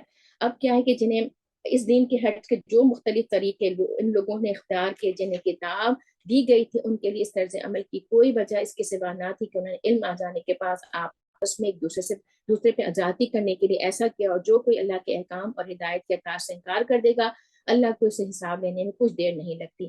اب اگر یہ لوگ تم سے جھگڑا کریں تو ان سے کہو میں نے اور میری پیروں نے تو اللہ کے آگے سر تسلیم کر دیا ہے. پھر اہل کتاب اور غیر اہل کتاب دونوں سے پوچھو, کیا تم نے بھی اس کی اطاعت و بندگی قبول کی؟ اگر کی تو وہ راہ راست پا گیا, اور اگر سے منہ موڑا تو تم پر صرف پیغام پہنچا دینے کی ذمہ داری تھی. آگے اللہ خود اپنے بندوں کے معاملات دیکھنے والا ہے. انما علیک البلاغ, یعنی صرف کام اتنا ہے انسانوں کا کہ اللہ تعالیٰ کے پیغام کو پہنچا دیا جائے. اللہ تعالیٰ نے بصیرت دینی, اللہ تعالیٰ نے ہدایت دینی, اللہ تعالیٰ نے اس کو چننا ہے, وہ اللہ تعالیٰ کا کام ہے. جو لوگ اللہ کے احکام اور ہدایت کو ماننے سے انکار کرتے ہیں, اس کے پیغمبروں کو ناحق قتل کرتے ہیں, اور ایسے لوگوں کی جان کے در پہ ہو جاتے ہیں جو خلق خدا میں سے عدل اور راستی کا حکم دینے کے روٹھے, ان کو دردناک سزا کی خوشخبری سنا دو. یہ وہ لوگ ہیں جن کے اعمال دنیا اور آخرت دونوں میں ضائع ہو کر ان کا مددگار کوئی نہیں ہے. تم نے دیکھا نہیں جو لوگوں کو کتاب کے علم میں سے کچھ حصہ ملا, ان کا حال کیا ہے. انہیں جب کتاب الہی کی طرف بلایا جاتا ہے تاکہ وہ ان کے درمیان فیصلہ کرے, تو ان میں سے ایک فریق اس سے بغوتی کرتا ہے اور اس فیصلے کی طرف آنے سے منہ موڑ جاتا ہے. ان کا یہ طرز عمل اس وجہ سے ہے کہ وہ کہتے ہیں کہ آتش دوزخ تو ہمیں مست نہ کرے گی, اور اگر دوزخ کی سزا ہم کو ملے گی بھی تو بس چند روز. ان کے خود ساختہ عقیدوں نے ان کو اپنے دین کے معاملے میں بڑے غلط فہمیوں میں ڈال رکھا ہے. مگر کیا بنے گی ان پر جب ہم ان پر اس روز ایک جمع کریں گے جس کا آنا یقینی ہے. اس روز ہر شخص کی کمائی کا بدلہ پورا دے دیا جائے گا اور کسی پہ ظلم نہ ہوگا. اور کیا آج ہم نہیں مسلمان کہتے ہیں کہ ہم آخرکار تو ہم چلے ہی جائیں گے دوزخ میں, آخرکار تو ہم جنت میں چلے ہی جائیں گے, اپنی سزا بھگت کے چلے ہی جائیں گے. بالکل اس میں کوئی شک نہیں کہ جس کے دل میں رائے برابر بھی ایمان ہوگا وہ آخرکار پہنچ جائے گا. لیکن اللہ تعالیٰ بار ہم پڑھا بھی اور پڑھیں گے بھی کہ جو فقط فاز ہے, جو یقینی, جو صحیح معنوں میں جو کامیابی ہے وہ ہے جو ڈائریکٹ جنت میں پہنچ گیا. اور ہر مسلمان کا, ہر مومن کا جو ٹارگٹ ہونا چاہیے, جو ہدف ہونا چاہیے, جو کوشش ہونے چاہیے, جو فوکس ہونا چاہیے, وہ اس بات پہ ہونا چاہیے کہ اللہ تعالیٰ میں ڈائریکٹ جنت میں پہنچنے والی ہوں. وایا دوزخ پہنچتے ہوئے یہ کامیابی اللہ تعالیٰ نے نہیں کی. اللہ تعالیٰ نے خود کہا کہ کامیاب وہ ہوں گے جو جنت میں پہنچ جائیں گے, جو ڈائریکٹلی جنت میں پہنچیں گے. تو یہاں پر یہی والی بات ہم اس میں مطلب خوش فہمی میں مبتلا نہ رہیں. پھر کہو خدایا ملک کے مالک, تو جسے چاہے حکومت دے, جسے چاہے چھین دے, جسے چاہے عزت بخشے اور جس کو چاہے ذلیل کر دے. بھلائی تیرے اختیار ہے, بے شک تو ہر چیز پر قادر ہے. رات کو دن میں روتا ہوا لے آتا ہے, اور رات کو دن میں جاندار میں سے جاندار میں سے بے جان کو نکالتا ہے, اور بے جان میں سے جاندار کو جسے چاہتا ہے بے حساب رزق دیتا ہے. مومنین اہل ایمان کو چھوڑ کے کافروں کا رفیق اور دوست ہرگز نہ بنائیں. جو ایسا کرے گا اس کا اللہ سے کوئی تعلق نہیں. ہاں یہ معاف ہے کہ تم ان کے ظلم سے بچنے کے لیے بجائے ایسا طرز عمل اختیار کر جاؤ, مگر اللہ تمہیں اپنے آپ سے ڈراتا ہے, تمہیں اس کی طرف پلٹ کے جانا ہے. اے نبی, لوگوں کو خبردار کر دو کہ تمہارے دلوں میں جو کچھ ہے اسے خواہ تم چھپاؤ یا ظاہر کرو, اللہ بہر علی سے جانتا ہے. زمین و آسمان کی کوئی چیز اس کے علم سے باہر نہیں ہے, اور اس کا اقتدار ہر چیز پہ حاوی ہے. وہ دن آنے والا ہے جب ہر نفس اپنے کیے کا پھل حاضر پائے گا, خواہ اس نے بھلائی کی ہو یا برائی. اس روز آدمی یہ تمنا کرے گا کہ کاش ابھی یہ دن اس سے بہت دور ہوتا. اللہ تمہیں اپنے آپ سے ڈراتا ہے, وہ اپنے بندوں کے اللہ تمہیں اپنے آپ سے ڈراتا ہے, اور وہ اپنے بندوں کا نہایت خیر خواہ ہے. آج انشاءاللہ تعالیٰ اسی پہ اختتام کرتے ہیں اپنی اس دورہ قرآن کا, تیسرے دن کے دورہ قرآن کا انشاءاللہ تعالیٰ. اور کل انشاءاللہ تعالیٰ ادھر ہی سے یعنی آیت نمبر 31 سے سورہ ال عمران کی ہم اس سلسلے کو پھر سے اس کا آغاز کریں گے. وآخر دعوانا الحمدللہ رب العالمین. سبحانک اللہم و بحمدک نشہد ان لا الہ الا انت نستغفرک ونتوب الیک. وبارک اللہ لی ولکم فی القرآن العظیم ونفعنی وإیاکم بالآیات وبذکر الحکیم. السلام علیکم ورحمۃ اللہ وبرکاتہ. انشاءاللہ کل آپ لوگوں سے پھر ملاقات ہوگی.